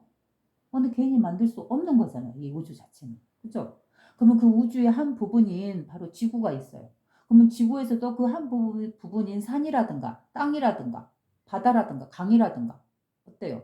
이런 것이 누구 개인의 소유가 될 수 있나요? 진정한 소유자는 누구예요? 바로 이 있음이라는 청정한 성품 이 하나예요. 그죠? 오로지 이자만이 이 모든 우주의 모든 물질을 진정한 소유자예요. 진정한 주인이고 진정한 주님이에요. 진정한 주인공이에요. 그죠? 바로 이자예요. 이자라 해서 이게 사람이냐 이런 형상을 갖고 있는 물질이냐 아니잖아요. 그죠? 우리의 정신이고 마음이기 때문에. 바로 이 있음이라는 이 의식 이 하나는 모든 만물을 창조하나 그 모든 생명의 모든 자연의 모든 은하에 우리가 사용하고 있는 그 모든 천연 자원이라든가 심지어 우주에서 캐내올 수 있는 그런 자원이라든가 그죠? 그 모든 것들은 뭐예요? 어느 개인이 만든 게 아니잖아요. 그렇기 때문에 누구 개인의 소유가 될 수 없어요. 진정한 소유가 될 수 없는 거예요. 그거는 인간의 의식이 갖다 붙인 거죠. 바로 탐욕이. 그죠? 그래서 이건 내 거야 하고. 그래서 그 사람이 그걸 채취해서 그걸 대상한테 돈을 주면서 팔잖아요. 어때요? 이거는 진정한 소유권자가 보면 어때요? 정말 이상한 현상이 일어나고 있는 거죠. 하나님의 성품으로서 하나님의 마음으로서 그 상황을 봐보세요. 자신의 몸의 일부를 뜯어서 자신의 자녀인 사람들에게 무상으로 주는 것도 아니고 돈을 받고 팔잖아요. 그거 없으면 안 주고. 그러나 뒤에 있는 아버지 성품에서 보면은 아버지는 그런 마음이 아니잖아요. 무한한 자비요, 무한한 사랑이요, 무한한 무상으로서 아무런 값을 받지 않고 자비로서 베풀고 있는데 그 모든 생명들에게 공평하게, 그죠? 돈이 있거나 없거나 지위가 있거나 없거나 귀하거나 천하거나 그런 거 분별 전혀 없이 모두가 똑같이 자기 자신의 몸이 나투어 있고 자기 자신의 분신이 나타나 있는 거예요. 이 자연물에 이 우주가. 근데 그 사이에 태어나서 이 인간이 오로지 자신의 그 물질 세계에 갇힌 그 육식에 갇힌 이 몸에 갇힌 탐욕으로 인해서 물질계의 특성에 의해서 사로잡혀서 이것은 내 것이야. 이 산은 내 것이야. 이 바다는 내 것이야. 이 기름은 내 것이야. 이 석탄은 내 것이야. 이 천연자원은 내 것이야. 이것은 우리나라 거야. 우리 경계 안에 있으니까. 심지어 이제는 우주로 나아가서 우주에 있는 그런 자연물들, 그런 것도 이제 자기 걸로, 자기 나라 걸로 하기 위해서 지금 우주로 나가고 있잖아요. 그죠? 인간의 탐욕이 이렇게 무섭고, 위험해요. 자기 게 아닌데 자기 거래요. 어디까지나 이 하나님 성품 자리에서 봐보세요. 그 모든 것은 이 하나님 성품, 본성자리, 있음이라는 의식 하나, 이자가 진정한 소유자인 거. 그만이 그 모든 것을 소유할 수 있고 그 모든 것을 만들어내고 창조하고 길러내고 있고 또 결국 그것들 사용 후에 다시 거두어들이는 자이기 때문에 그래요. 그러나 이자는 어때요? 그러나 그럼에도 불구하고 그 무엇도 소유하지 않아요. 자기가 진정한 소유자이면서도 동시에 그 모든 것들을 소유하지 않고 벗어나 있어요. 그죠? 다만 어떻게 하고 있어요? 그 모든 것들을 공유하고 있대. 그러나 그 공유에서도 벗어나 있는 존재인 것이죠. 그리고 그 모든 것을 동시성으로서 공유하고 소유하고 있대. 그러나 그 모든 것을 누구 한 사람 개인이 차지하지 않잖아요. 그 모든 자신의 모든 분신들, 모든 자연의 모든 우주의 모든 생명에 동등하게 베풀고 있잖아요. 그 누구를 주고 안 주고 이런 게 없어요. 돈이 있다 해서 주고 없다 해서 안 주고 이런 것도 없잖아요. 바로 이 성품 자체, 이 진실하고 진솔하고 아버지 하나님의 성품이 그대로 묻어 있는 거, 그게 바로 이 사회에 구현한다. 그럼 그건 바로 공유 사회예요. 공유. 그죠? 이러한 공유의 개념이 있다면 내 것이란 없어요. 오로지 이 하나의 성품, 있음이라는 이 성품, 결국은 우리 모두의 소유인 것이에요.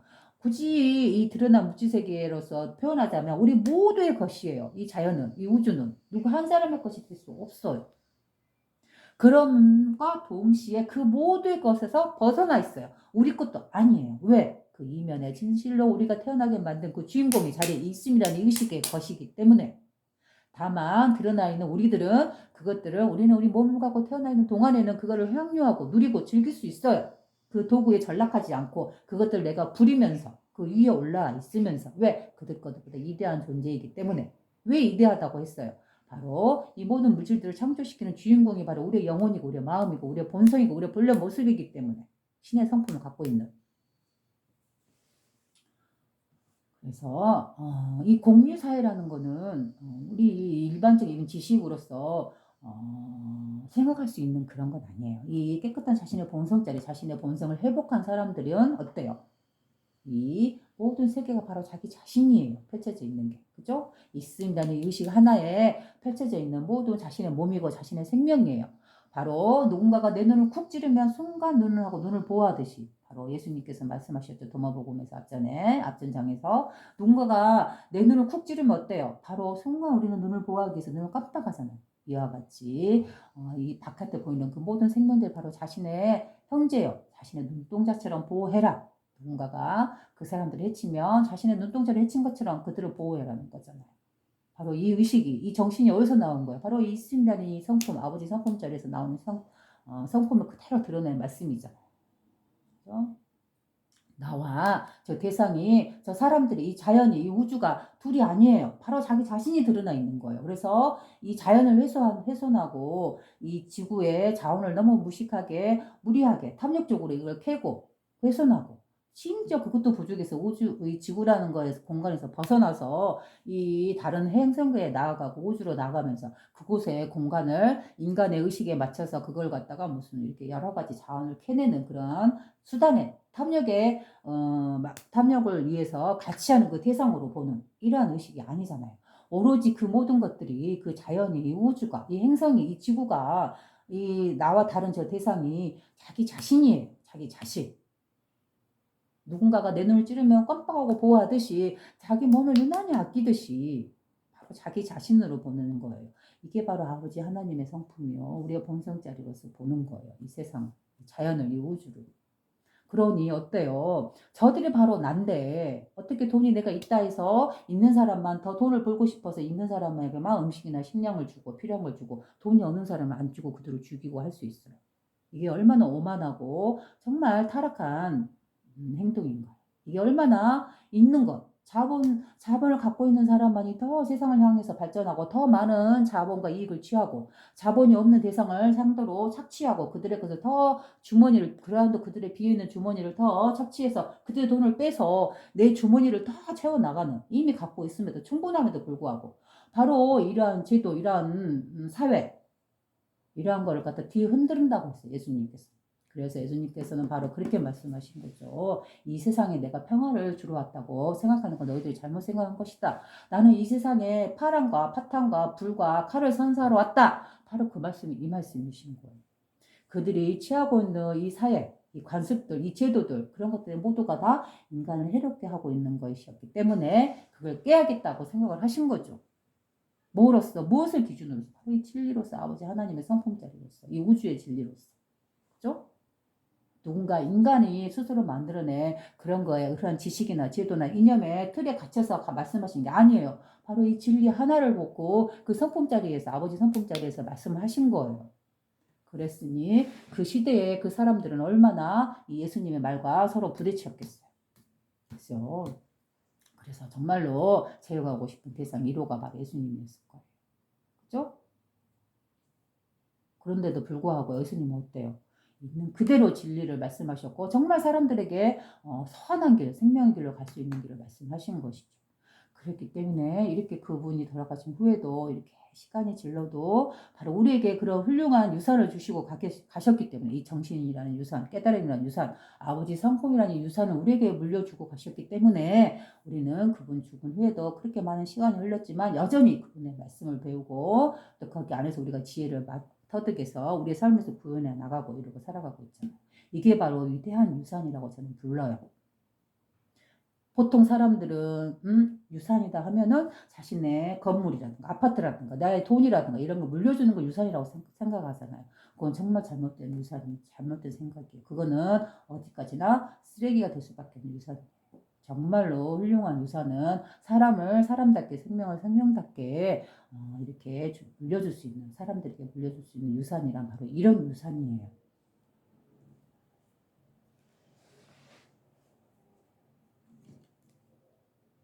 그러한 훌륭한 우리에게 삶의 방향을 제시해주고 있는 바로 진리의 방향을 제시해주고 이렇게 살아야 한다 하고 제시하고 있는 게 바로 경전일 것이죠. 성경이고. 그렇죠? 그래서 우리는 이렇게 마음 공부도 하면서 이렇게 경전을 공부하는 이유가 바로 그거예요. 우리가 이렇게 힘들게 이렇게 몸을 갖고 태어나서 살아가면서 선하게 살아야 하기 때문에 그 방향을 선한 방향으로 살아가야 하기 때문에 이렇게 공부를 하는 거죠. 나도 그렇고 여러분도 그러겠죠. 이렇게 듣고 있는 분들도. 그래서 이 공유사회가 말이 나왔으니까 조금 더 말씀드리면 공유사회는 나 것인간 없어. 내 것은 없어요. 이 모든 것들 자연물들이 누구나 공동으로 팽팽하게 쓸 수 있어요. 그러나 결국 내 것이라는 없는 거예요. 오로지 한 사람이 뭐 누군가가 소유주를 찾아야 한다. 바로 있음이라는 의식 하나가 진정한 소유자예요. 다만 우리들은 그걸 잠시 쓰고 누릴 뿐이에요. 그리고 결국은 진정한 소유자에게 되돌려줘야 하는 것이죠. 우리는 그러고 싶지 않더라도 어때요? 죽음을 통해서 분명히 되돌릴 수밖에 없잖아요. 그죠? 영혼이 내 것으로 할 수 있는 건 없어요. 물질뿐만이 아니고 영혼, 이 생명, 이 몸이라는 나라는 이 생명 자체도 내 마음대로 할 수 있는 게 아니잖아요. 그래서 어때요? 이 공유 모든 것은 오로지 서로 동시성으로서 공유하고 그 모든 것들이 진정한 소유자이자 동시에 그것부터 벗어나 있다라는 거. 그 모든 것들은 잠시 우리가 쓰고 누릴 뿐이지 꼭 내 것이라 있을 수 없다. 그죠? 그래서 이 모든 자연물은 이 우주 아버지 하나님께서 우리에게 베풀어 주신 이 모든 자연들, 이 모든 생명의 먹거리들 이런 것들 어때요? 그런 것들은 누구나 동등하게 똑같이 나누어 먹는 거죠. 돈이 있고 없고를 떠나서. 그거는 어디까지나 인간 스스로 만들어낸 제도잖아요. 돈이라는 거. 아버지 하나님은 이 자연물에 이 생명에 우리가 먹는 먹거리는 누구에게나 공동으로 평등하게 주기 위해서 이 자연에 이렇게 베풀고 있는데 우리가 그걸 잘못 활용해서 서로 싸우고 내 것만을 위하고 이러한 투쟁을 일삼는 내 소유욕만을 일삼는 내 자국에 우리 나라만의 우리 단체만의 우리 회사만의 이러한 것에 욕심을 위해서 채우는 그런 흐름은 깨져야 되겠죠. 공유 사회는 다음에 이제 시간이 된다면 좀 더 이제 그때 가서 또 말씀드릴 기회가 있을 수도 있어요. 그래서 넘어갑니다.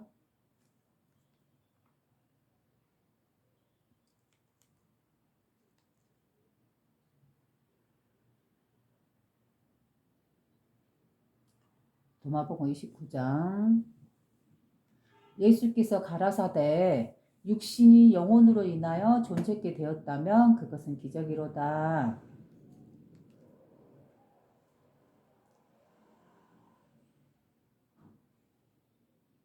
그러나 영혼이 몸으로 인하여 존재케 되었다면 그것은 기적 중의 기적이로다.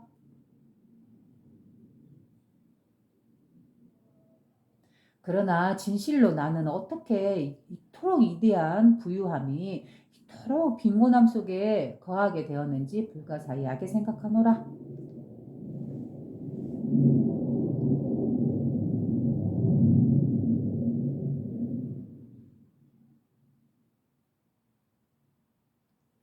그래요. 다시 첫 1장 읽어볼게요. 29장 예수께서 가라사대 육신이 영혼으로 인하여 존재케 되었다면 그것은 기적이로다. 그래요. 이 말은 뭔 말이야? 이 몸이 육신이 영혼으로 인해서 이렇게 태어나게 되었대요. 그죠? 여기서 영혼이라 하면 우리의 본성이요, 마음자리요, 돛자리, 아버지 성품자리 이 자리를 영혼이라고도 부른다 했어요. 이제 이 영혼이란 단어를 영과 혼으로 분리해서 볼 수 있어요.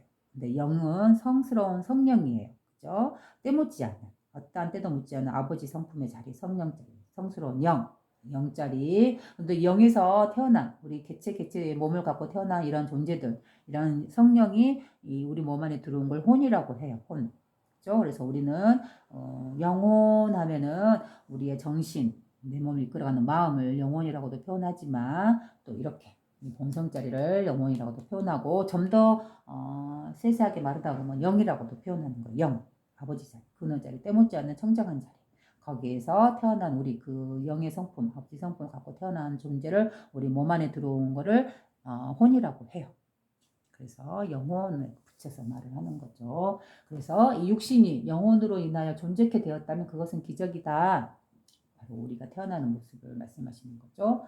그러니까 우리 영혼, 이 육체가 태어나는 거는 어디에서 나왔다? 영혼에서 나왔다. 영에서 나왔다. 영이라는 건 바로 이렇게 물질 안에서 드러나지 않은 이면의 정신과 마음과 같은 그런 것이다. 라고 했잖아요. 그죠? 온 우주에 있음이라는 의식 하나. 여기에서 만물이 나와갖고 우리의 몸이 이렇게 태어났다. 이런 말 같은 말이죠. 육신이 영혼으로 인하여 존재케 되었다면 그것은 기적이로다.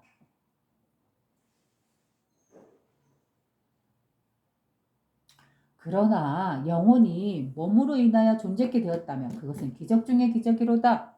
그래요. 그러나 영혼이 몸으로 인하여 존재케 되었다면 그것은 기적 중의 기적이로다. 이 말은 이제 그런 느낌인 것 같아요. 우리가 비록 이렇게 몸을 갖고 있으나 어때요? 이 몸에 육체적인 삶에 갇히지 않고 영혼으로 인하여 이 물질의 몸을 육신을 존재하게 되었다면 그것은 기적 중의 기적이로다. 그래요. 우리는 물질세계에 태어나면은 이 육신, 물질세계에 갇혀서 탐욕적으로 내 것을 더 불리면서 살아간다 했잖아요. 그게 물질계의 특성의 자연스러운 모습이다 했죠. 근데 그럼에도 불구하고 오히려 자신의 나온 자리, 영혼 자리를 잊지 않고 그 자리, 그 영혼 자리, 아버지 성품 자리에서 삶을 살아간다면, 존재케 되었다면 그것은 기적 중의 기적이로다. 이렇게 풀이하는 것이 맞을 것 같아요.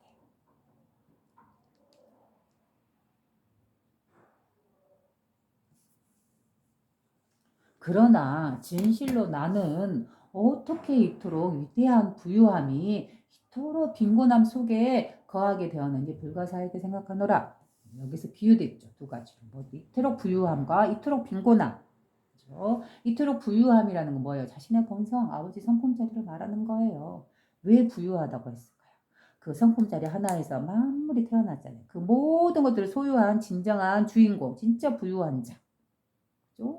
이 만물을 태어나게 하고 가꾸고 자신의 덕으로서, 자신의 공성으로서, 이게 공으로서 드러나게 하고 태어나게 하고 기르게 하고 꽃피우게 하고 있음에도 불구하고 어때요? 자신은 비어있는 이 텅 빈 충만한 그 풍만함 속에서 거하고 있잖아요. 그래서 더럽 부유함이란 자신의 본성자리, 그죠? 이 자리를 말하는 거예요.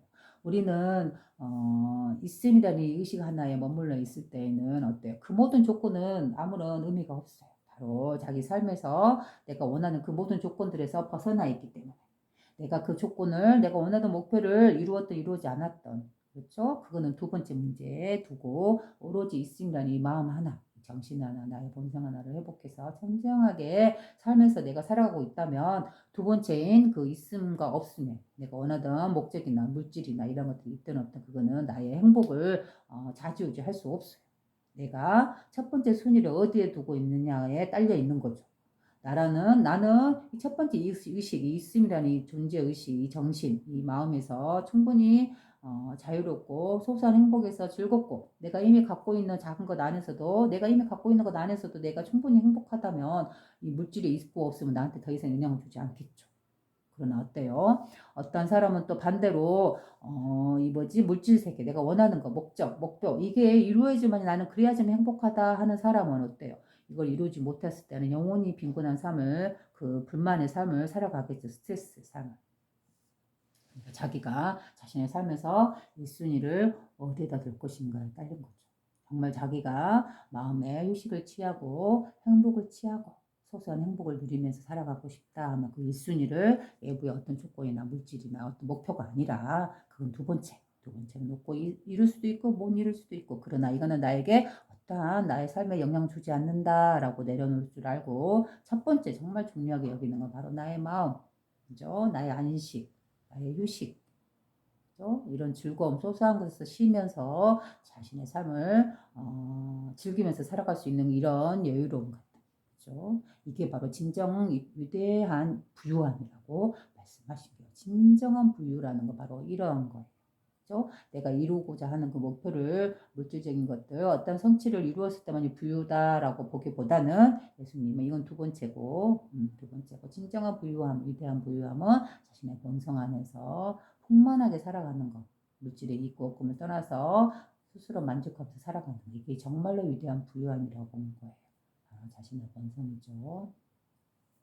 그래서 진실로 나는 이렇게 이토록 위대한 부유함이 이토록 빈곤함 속에 거하게 되었는지 불가사의하게 생각한다. 그래서 빈곤함, 이토록 빈곤함 속에 거한다라는 뭔 말이야? 바로 우리 몸, 우리 육신 안에 거하게 됐다라는 거지. 이 위대한 부유함이 바로 이토록 빈곤함 속, 즉 우리의 몸 속, 즉 우리가 그토록 갈구하고 탐욕적으로 성취하려고 하는 우리 자신 이 안에 거하게 되었는지 불가사의하게 생각하노라. 말이죠. 그 말은 어때요? 우리라는 존재는 어때요? 나라는 이 본성자리가 얼마나 위대한 부유함인지 어때요? 모르고 살고 있다라고 말씀하시는 것도 되고 또 어때요? 나라는 이 몸 안에 갇히게 되면 얼마나 끊임없이 우리는 이 빈곤함을 연습하면서 갈구하면서 원하면서 살고 있는지 그런 것도 또 한 번 더 돌아보게 하는 거죠. 그렇죠? 근데 이토록 부유함이, 이토록 이 충만하고 풍만한 우리의 본성, 즉 성령이 어떻게 나라는 이 몸 안에 거하게 되었는지, 빈곤함 속에 거하게 되었는지, 무한한 탐욕을 부리고는 이 마음 안에 거하게 되었는지 불가사의하게 생각하노라. 그렇죠? 우리의 마음은 어때? 이 두 가지 측면이 있다. 이 본성 측면이 위대한 부유함이다. 그러면 어때? 반대로 여기서 태어나 다양한 물질 세계의 그 탐욕적인 마음, 물질을 향해 추구하는 이 마음이 빈곤함이다라고 이렇게 서로 반대적으로 비유해서 말씀하신 거죠. 바로 우리의 마음 안에, 우리의 마음 안에, 타고난 마음 안에 이 풍만함, 이미 갖춰져 있는 이 풍만함, 태어나면서부터 이미 부여받은 이 풍만함이 우리의 마음 속에 있으니 진정으로 풍요한 위대한 부유를 누리고 싶다 하면 뭐예요? 자기의 본성을 회복하고 자신의 본성을 깨닫고 아는 거예요. 바로 자신의 마음을 제대로 알고 자신의 마음 안에서 누리면서 휘달리지 않고, 이 마음에 일어나면 휘달리지 않고 끄달려가지 않고 스트레스 받지 않고 내가 적당하게 그걸 잘 관리하면서 살아갈 수 있는 것이죠. 자신의 마음을 안다는 것. 그래서 자기의 삶을 행복하게 만들고 싶다. 그러면 정말로 중요한 공부는 어떻게 보면 바로 자신의 마음을 공부하는 거예요. 그렇죠? 도마복음 30장. 예수께서 가라사대 세 명의 신들이 있는 곳에선 그들은 신들일 뿐이다.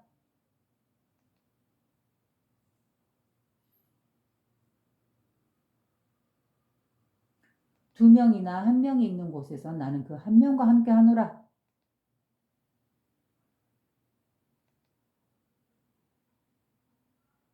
바로 이 30장에 다른 해석이 있대요. 그리스어로 쓰여진 옥시린쿠스 자료에서 병행 구절이 발견되었는데 같은 구절이 발견되었는데 내용이 다르다.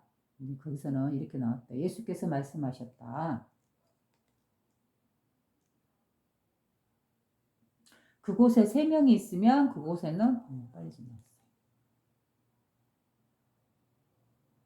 그곳에 세 명이 있으면 그곳에는 신이 없다. 그리고 그곳에 홀로 있으면 나는 말한다. 내가 그와 함께 있으리다. 그래요. 근데 어떤 게 맞는지는 모르겠지만 어쨌든 두 가지 다 말씀의 의미가 있네요. 그래서 그냥 뭐 어떤 게 맞다 틀리다 그건 중요한 게 아니고 두 말씀 다 우리가 거기에서 진리를 발견하면 되는 거잖아요. 그죠? 그래서 저는 그런 생각도 했어요. 뭐 이렇게 각 종교별로 이렇게 그 말들을 뜻을 해석하고 공부하다 보면은 그런 말 가끔 들어요. 니는 그 종교가 뭐냐? 하고 물어볼 때 어떤 말이냐? 어떤 걸 믿는 거냐? 이런 말을 들을 때가 있어요. 나는 뭐 하나의 종교를 딱 꼬집어서 난 뭐다 하고 말하지 않는다. 나는 각 종교에서 말하고 있는 그 말씀 중에서 정말 좋은 것들은 다 내가 캔다. 그래서 그거를 갖다 뭉뚱그려서 더 좋은 단계로 나는 그걸 받아들인다. 이렇게 말을 해요. 근데 우리가 바로 공부하는 자세가 바로 그런 것이 필요할 것 같아요. 내 종교는 뭐야? 저 사람 종교는 뭐야 하고 배척하고 분리하고 다르게 볼 게 아니라 그들 나름대로 다 종교에서 말하고 있는 걸 마음을 열고 들어보는 거예요. 나 종교는 A를 갖고 있지만 다른 사람 B, C, D를 갖고 있어요. 그럼 그 종교들을 배척하지 말고 닫아버리지 말고 활짝 열어서 저 종교에서는 저 말을 하고 있고 저 종교에서는 저 말을 하고 있고 다른 종교에서 저 말을 하고 있구나. 그러면 또 자기 종교와 비교해서 그래 이런 건 공통되는 말이구나. 똑같은 말이구나 하고 받아들이고 그래서 그들을 향해서 문을 열고 활짝 열어서 비록 내 종교는 아니지만 그 중에서 말하고 있는 좀 더 나에게 유익한 그런 진리가 있다. 정말 선명하게 다가온 게 있다. 좀 열어서 배우는 거예요. 그래서 내 걸로 만드는 거죠. 그죠? 우리는 하나의 분야에 관심이 있을 때 어때요? 다양한 그 주제를, 내가 관심 있는 주제를 다루는 다양한 책을 사잖아요. 그래서 거기서 정보들을 캐잖아요. 그잖아요. 그 나한테 이제 활용하잖아. 그걸 종합적으로. 그죠? 어떤 나가 하나의 정보를 얻고 싶은데 하나의 책만 선택하는 게 아니잖아요. 이거하고 똑같은 거예요. 내가 이 삶을 살아가는 데 있어서 지혜를 배우고 싶다. 나의 마음을 쉬고 싶다. 그러면 하나의 종교에만 갇히지 말고 다양한 종교를 공부를 하고 그 틀을 깨고 그죠? 이렇게 영역을 확 트여서 넓게 보고 공부를 할 필요가 있어요. 그래서 정말 진솔한 거 건더기 하나 바로 우리의 본성짜리 하나 누구나 갖고 있는 본성짜리 하나를 보는 거 이게 바로 종교를 공부하고 종교에 갖고 있는 사람들의 좋은 지혜로운 방법이라고 볼 수 있어요. 그래서 여기서 30장을 이곳과 다른 곳에서 두 가지 말을 하고 있다 하는데 뭐 어떤 게 더 진이냐 뭐 거짓이냐 구별하기보다 둘 다 의미가 있고 지혜로운 말이다. 그럼 거기서 우리는 지혜를 취할 뿐이에요. 양쪽에서. 그죠? 그래서 우리는 이 지혜를 갖고 좀 더 뛰어난 지혜로 우리가 활용하면 되는 거예요.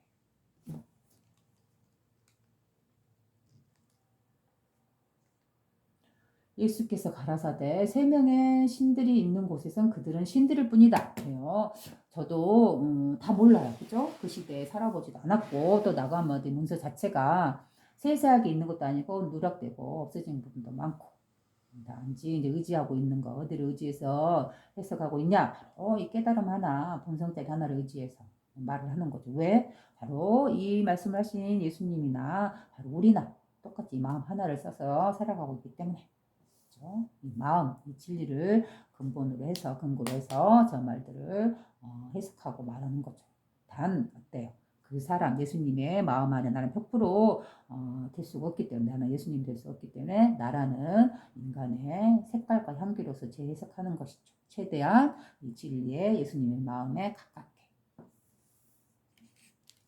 예수께서 가라사대 세 명의 신들이 있는 곳에선 그들은 신들일 뿐이다. 아마 여기서 세 명의 신들이라는 거는 세 개의 하늘이라고 보면 돼요.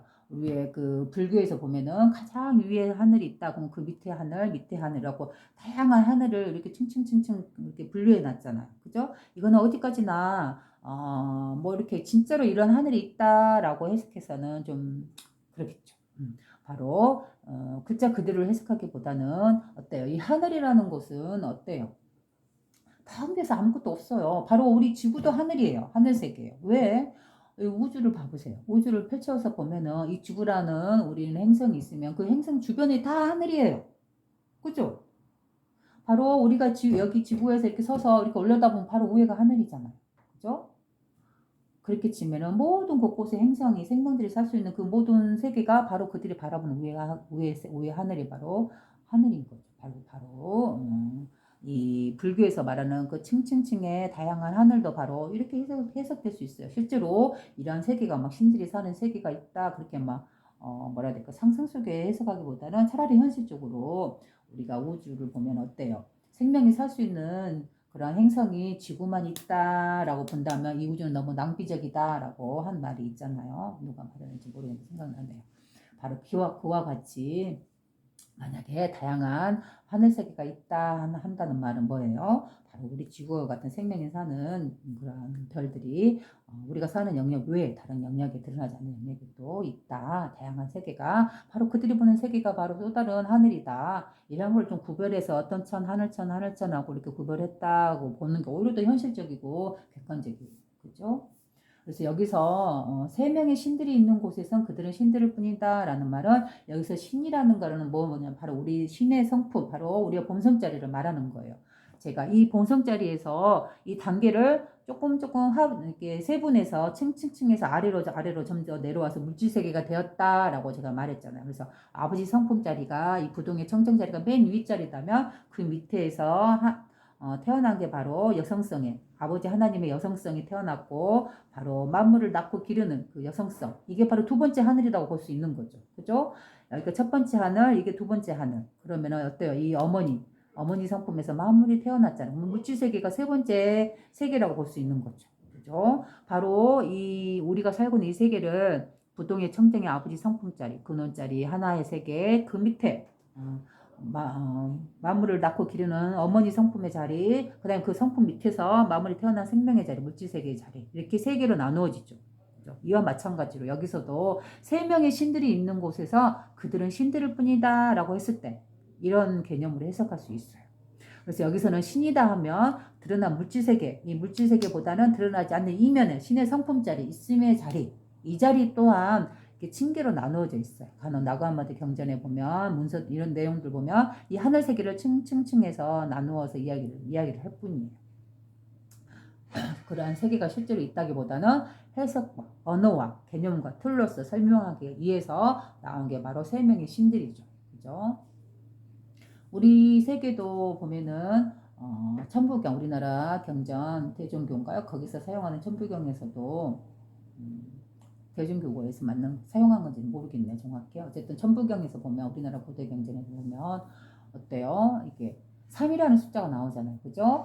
하나에서 셋이 나왔다라고 말하잖아요. 여기서 그 셋은 어때요? 이 근본의 아버지 성품, 근원자리, 그 자리에서 어때요? 만물이 태어나고, 물질 세계, 그 사이에 인간이 태어나 있어요. 영혼으로 가지고. 그죠? 이 세 개의 단계가 그대로 삼위가 일체다, 하나다라고 보는 거죠. 그냥 하나의 신의 성품에서 나왔다, 이 세 개가. 이런 맥락으로도 해석할 수 있는 거죠. 세 명의 신들이 있는 곳에서 그들은 신들일 뿐이다. 단 여기서 신이라 했으니까 물질세계보다는 정신, 이면, 영혼자리 이 자리를 갖다가 세 개로 나누어서 설명을 했는데 그 세 개를 단지 뭐라고 말했나요?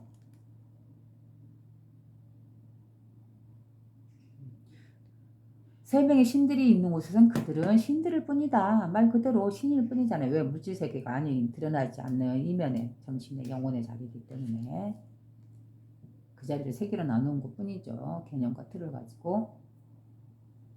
두 명이나 한 명이 있는 곳에서 나는 그 한 명과 함께 하노라. 그래요. 분명히 세 개였는데 어때요? 이제는 두 명과 한 명이라고 그랬죠. 그래요. 바로 이 아버지 한남 성품 자리, 거기서 나온 어머니 성품 자리, 바로 이거는 우주의 어머니와 아버지다 그랬죠. 그죠? 예, 만물을 창조하고 생명 기르니까.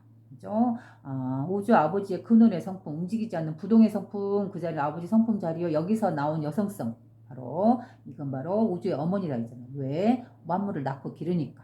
그래서 하나의 근본자리 성품자리에서 아버지 성품자리에서 여성성이 나와서 그 여성성이 만물을 길렀다 해서 이렇게 세 가지 성품으로 볼 수 있죠. 그죠? 아버지, 우주의 어머니 그 사이에 그 밑에서 태어난 모든 생명들 바로 우리들. 그죠? 이렇게 셋으로 구별될 수 있는 거잖아요. 그 중에서는 여기서 두 번째 보면 어때요? 두 명이나 한 명이 있는 곳이래요. 그러면 바로 이 근원자리, 아버지 성품의 근원자리와 그 밑에 그 근원의 성품에서 나온 여성성, 우주 어머니 성품, 이 두 개를 말아 좁혀졌죠. 그죠? 두 명이나 한 명이 있는 곳에선 어때요? 나는 그 한 명과 함께 하노라 했을 때 뭐예요? 그 한 명이랑 바로 가장 근원자리죠. 바로 이 아버지 성품자리. 이 자리, 우리의 본성자리. 바로 이 자리 하나 여기에 함께 하노라 라고 말씀하시는 거예요. 그래요. 그러니까 우리는 다양한 경전들의 내용을 보면 이 세 가지 측면을 어때요? 다양한 언어로서 다양한 신으로서 많은 설명을 해놨잖아요. 그렇지만 어때요? 예수님께서는 다치고 오로지 그 한 명과 함께 하노라. 바로 근원자리, 청정한 자리, 어떤 때도 묻지 않는 자리, 바로 이 자리, 본성 자리에 함께 하노라 말씀하시는 거죠. 어떤 생각이나 어떤 개념이나 틀도 묻지 않는 그 청정한 자리, 그 모든 것들을 깨버리고 이 두 번째, 세 번째 떨어진 그 모든 생각들을 깨버리고 바로 이 자리, 가장 첫 번째 자리, 그죠? 만물이 태어나기 이전에 그 근원의 고유한 성품 자리, 아버지 성품 자리에 그 한 명과 함께 하노라 라고 말씀하시는 거죠. 그래서 여기서 한 명이다 해서 사람이라는 그런 걸로 생각하면 안 된다 했잖아요. 이 근원 자리를 말하는 거기 때문에. 그리고 이제 다 이 30장이 다른 해석이 있다 했잖아요. 바로 그리스어로 쓰여진 옥시림쿠스 자료에서 이런 내용이 나온대요. 자, 예수께서 말씀하셨다. 그곳에 세 명이 있으면 그곳에는 신이 없다 라고 했대요. 그리고 그곳에 홀로 있으면 나는 말한다. 내가 그와 함께 있으리다 라고 말했대요. 그래서 그래요. 그곳에는 신이 없다. 그곳에 세 명이 있으면 바로 이거죠. 근원짜리, 그 다음에 만물, 모든 성품짜리. 이거는 이렇게 해석하면 안 될 것 같아요. 이거는 좀 다르네요. 그곳에 세 명이 있으면 그곳에는 신이 없다. 그리고 그곳에 홀로 있으면 나는 말한다. 그가 그와 함께 있으라. 이거는 이렇게 해석하면 안 되고 이런 내용이에요. 그곳에 세 명이 있으면 말 그대로 여기서는 세 명이에요. 말 그대로 사람 세 명이 있어요. 그곳에는 신이 없다. 그리고 예외의 이념은 이게 사람이라고 해석해야 되냐면 그리고 그 두 번째 나온 문장이가 그 뜻이 있어요. 그곳에 홀로 있으면 나는 말한다. 내가 그와 함께 있으리다. 그래요. 우리는 세 명이 함께 있을 때는 그 사람들과 다양한 대화로서, 다양한 언어로서 서로 말하다 보면 자신만의 고요한 이 있음이라는 의식에 접속하기 힘들어요. 그렇지만 어때요? 그 사람들이 없고 우리 혼자 있을 때, 고요하게 홀로 있을 때, 그때 어때요? 그때 자기 자신의 내면이 있음이라는 본성의 자리, 그 근원의 자리로 되돌아가기가 쉽죠. 오히려 고요함에 내가 이루고 있을 때, 자성과 명상을 통해서 고요하게 깨어 있을 때, 그죠? 그때만이 오로지 그와 함께 있으리다. 바로 자신의 본성과 함께 있다라고 표현할 수 있는 거죠. 바로 이런 말씀이죠. 그래요. 이거는 또 비슷한 내용이지만 또 약간 다른 느낌으로 와닿네요. 그죠? 그곳에 세 명이 있으면 그곳에는 신이 없다. 그곳에 홀로 있으면 나는 말한다. 내가 그와 함께 있으리다. 그래요. 또 넓게 영역을 넓혀보면 앞에 서석과도 또 통하기도 해요. 그 내용이. 그죠? 세 명이 있는 곳에는 그곳에는 신이 없다. 그 말이 뭔 말이에요? 물질 세계를 세 개로 나누는 거. 그죠? 하늘 세계, 근원 성품, 또 어머니 성품, 또 물질 세계, 생명 모든 것들 이런 것들을 따로따로 나누기보다는 어때요? 이 세 가지가 어디서 나왔어? 오로지 그 하나에 있음이라는 의식에서 나왔잖아요. 바로 그 하나, 그 홀로 있을 때 나는 말한다. 내가 그와 함께 있으리라. 그죠? 바로 본성자리. 그 자리에 있을 때, 홀로 있을 때, 바로 이 하나의 그 본성의 자리, 유일한 자리, 이 자리에 있을 때, 내가 그와 함께 있으리다. 또 어떻게 보면은 첫 번째 앞전의 설명과 이장과 또 통해요, 뜻도. 그죠? 오히려 보면 이렇게 해석하는 게 더 맞을 것 같네요. 저도 이제 이거를 오래전에 한번 읽고 그냥 지나갔기 때문에 여기 대해서 무슨 연구라든가 해석이라든가 막 파고 들어갔던 거 이런 거 없어요. 그죠? 내가 지금 읽고 그때 떠오르는 거에 따라서 여러분들에게 말을 하는 것이기 때문에 이렇게 이런 말도 하고 저런 말도 할 수 있는 거죠. 넘어갑니다. 이해됐을 거라고 생각하고 오로지 그러니까 오로지 이 본성자리 하나를 강조하신 거예요. 그죠? 보통 보면은 이 본성자리를 이렇게 표현하잖아요. 여기에 대해서 좀 더 미흡하다고 하면 좀 부연 설명을 하자면 바로 우리의 이 모든 경쟁들을 보면은 세 가지로 나누기를 좋아해요. 불교에서도 보면 이 본성자리를 법신 또 그 다음에 이 물질세계에 드러난 거, 이 드러나 있는 물질세계 생명들을 갖다가 화신이라고 하고, 이 중간 사이 매개체, 이 중간에 이거를 갖다가 또 보신이라고도 표현해요. 이 법신과 보신 사이의 매개적인 이 작용, 오고 가는 자리, 이 에너지 작용, 이런 면에서 보신이라고도 표현해요. 그래서 법신, 보신, 화신. 법신은 근원자리, 화신은 드러난 물질세계, 또 이 보신은 이 중간에 매개적인 느낌, 작용적인 측면. 그죠? 이 근원과 물질세계에 오고 가는 작용적인 측면, 이거를 보신이라고 표현을 해요. 그래서 이 세상의 진리를 드러나 있는 모습을 간단하게 표현하면 법신, 보신, 화신으로 세 개로서 표현을 해요. 그죠? 그런데 여기서 정말로 청정한 거 하나를 찾아라. 정말 유일한 거 하나 찾아라. 그럼 어때요? 두 개는 쳐버리고 이 법신 하나를 꽂을 수 있겠죠. 바로 여기서도 그런 맥락이에요. 그곳에 세 명이 있으면 그곳에는 신이 없다. 그곳에 홀로 있으면 나는 말한다. 내가 그와 함께 있으리라. 그럼 결국은 물질세계와 이 오가는 작용적인 측면을 쳐버리고 오로지 군원의 청정한 부동의 의식 하나, 원성자리 하나, 바로 이 자리 홀로 있으면 나는 그와 함께 있으리다. 이 말인 거죠. 그래서 결국은 모든 가르침들은 바로 이 본성 하나, 이 하나를 깨닫게 하기 위해서 그 모든 가르침과 경쟁이 있는 거잖아요. 그렇기 때문에 그 모든 것들 쳐버리고 경제는 모든 내용도 쳐버리고 어떻게 보면 있음이라는 이 자기네 본성 하나 이거 하나를 깨닫게 하려고 하는 그런 목적에서 하신 말씀이죠. 그리고 앞전에 또 바로 그 말인 거죠. 이 말도 똑같은 말이죠.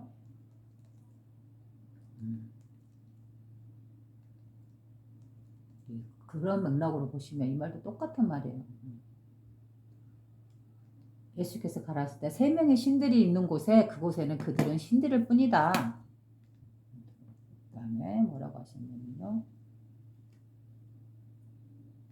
두 명이나 한 명이 있는 곳에선 나는 그 한 명과 함께 하노라. 오히려 묻지세게 쳐버리고 이 한 명과 함께 한다. 이렇게 기독교에서 보면은 왜 그렇게 말하잖아. 또 이 법신, 보신, 화신 그 불교에서 설명하듯이 기독교에서는 뭐라고 표현해요?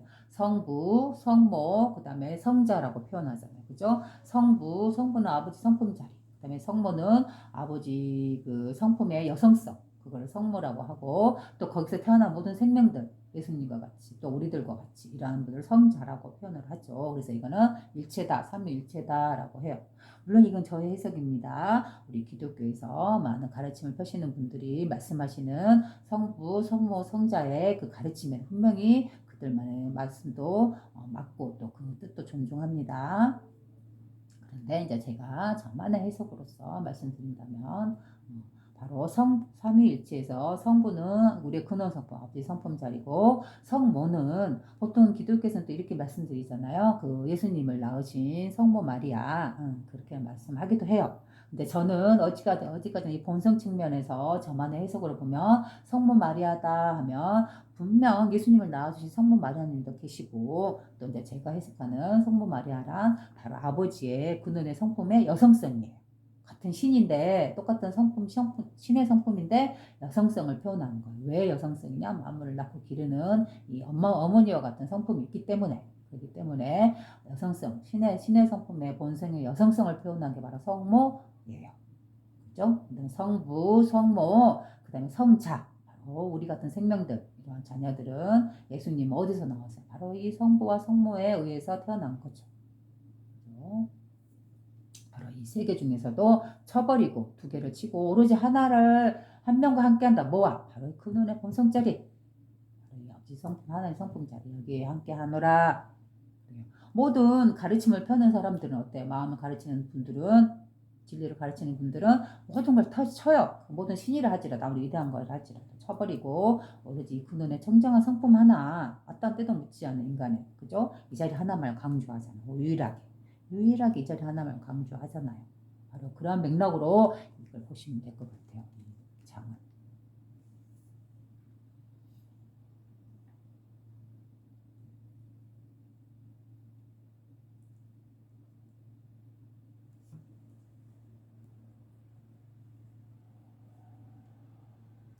31장 도마복음. 예수께서 가라사대 선지자가 고향에서 환영을 받는 자가 없느니라. 그래요. 예수님께서도 그렇게 하셨다겠죠?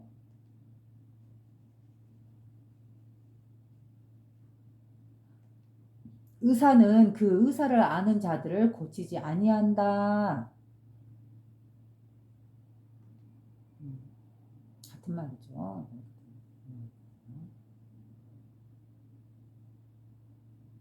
그래요. 자, 다시 1장을 읽어볼게요. 도마복음 31장.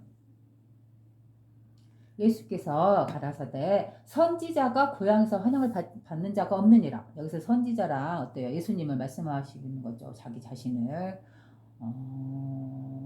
나사렛 예수님이라고 하잖아요. 예수님은 나사렛이라는 지역에서 사셨죠. 그리고 그 주변에 다른 지역에 이렇게 다니면서 말씀 전하고 그러셨잖아요. 그래서 선지자가 고향에서 환영을 받는 자가 없느니라. 자기 자신의 고향으로 돌아갔을 때, 저 사람은 그 목수의 아들이잖아, 누구의 아들이잖아 하면서 이렇게 서로 그 속을 아니까 어때요? 예수님이 깨달음을 얻고 그들에게 이 가르침, 본성자리를 말을 해도 그들만의 이미 예수님에 대한 선입견이 있기 때문에 그 말을 그대로 믿지 않고 예전에 그 봤던 그 선입관에 갇혀있는 그 시선으로만 예수님을 봤겠죠.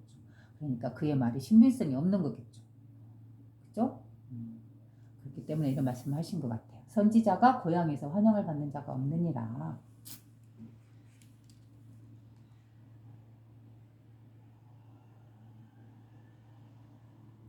의사는 그 의사를 아는 자들을 고치지 아니한다.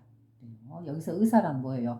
이렇게 우리 몸을 고치는 사람도 의사지만 예수님 말씀하시는 의사란 바로 마음을 고치는 사람도 의사라고 해요. 왜냐하면 마음의 병을 치유하기 때문에. 그죠? 그래서 의사는 그 의사를 아는 자들을 고치지 아니한다. 앞전 말과 똑같은 자잖아요. 그 사람에 대해서, 선지자라는 사람에 대해서, 그 내면에 대해서, 그 주변에 원래 그 살았던 그 모습을, 깨달음 얻기 이전의 모습을 아는 사람들은 어때요? 그 사람이 말을 해도 믿지를 않죠. 존경하지도 않고 믿지도 않고 같은 말이에요. 의사는 그 의사를 아는 자들을 고치지 아니한대. 왜? 자기 말을 믿어주지 아니하니까. 너가 어떻게 알겠어? 옛날에 너가 어릴 때 막 이래이래 했고 너의 상황을 알고 너가 어떻게 컸는지를 다 아는데 네가 뭐 어떻게 나 감히 내 마음을 고칠 수 있다고? 내 병을 고칠 수 있다고? 그게 진리라고 하면서 이렇게 믿지 않잖아요. 이런 맥락이죠. 그런데 어때요? 우리 옛날 성인들의 말은 어때요? 내가 아무리 많이 배우고 내가 정말 나이를 많이 먹고 정말 세상의 지식을 터득한 사람이라 할지라도 어때요? 나보다 어린 몇 살밖에 먹지 않은 그 어린 아이한테도 내가 배울 게 있으면 배운다라는 그런 구절이 있잖아요. 그죠? 그렇게 깨어있고 깨어있는 시선으로 봐야겠죠. 거죠.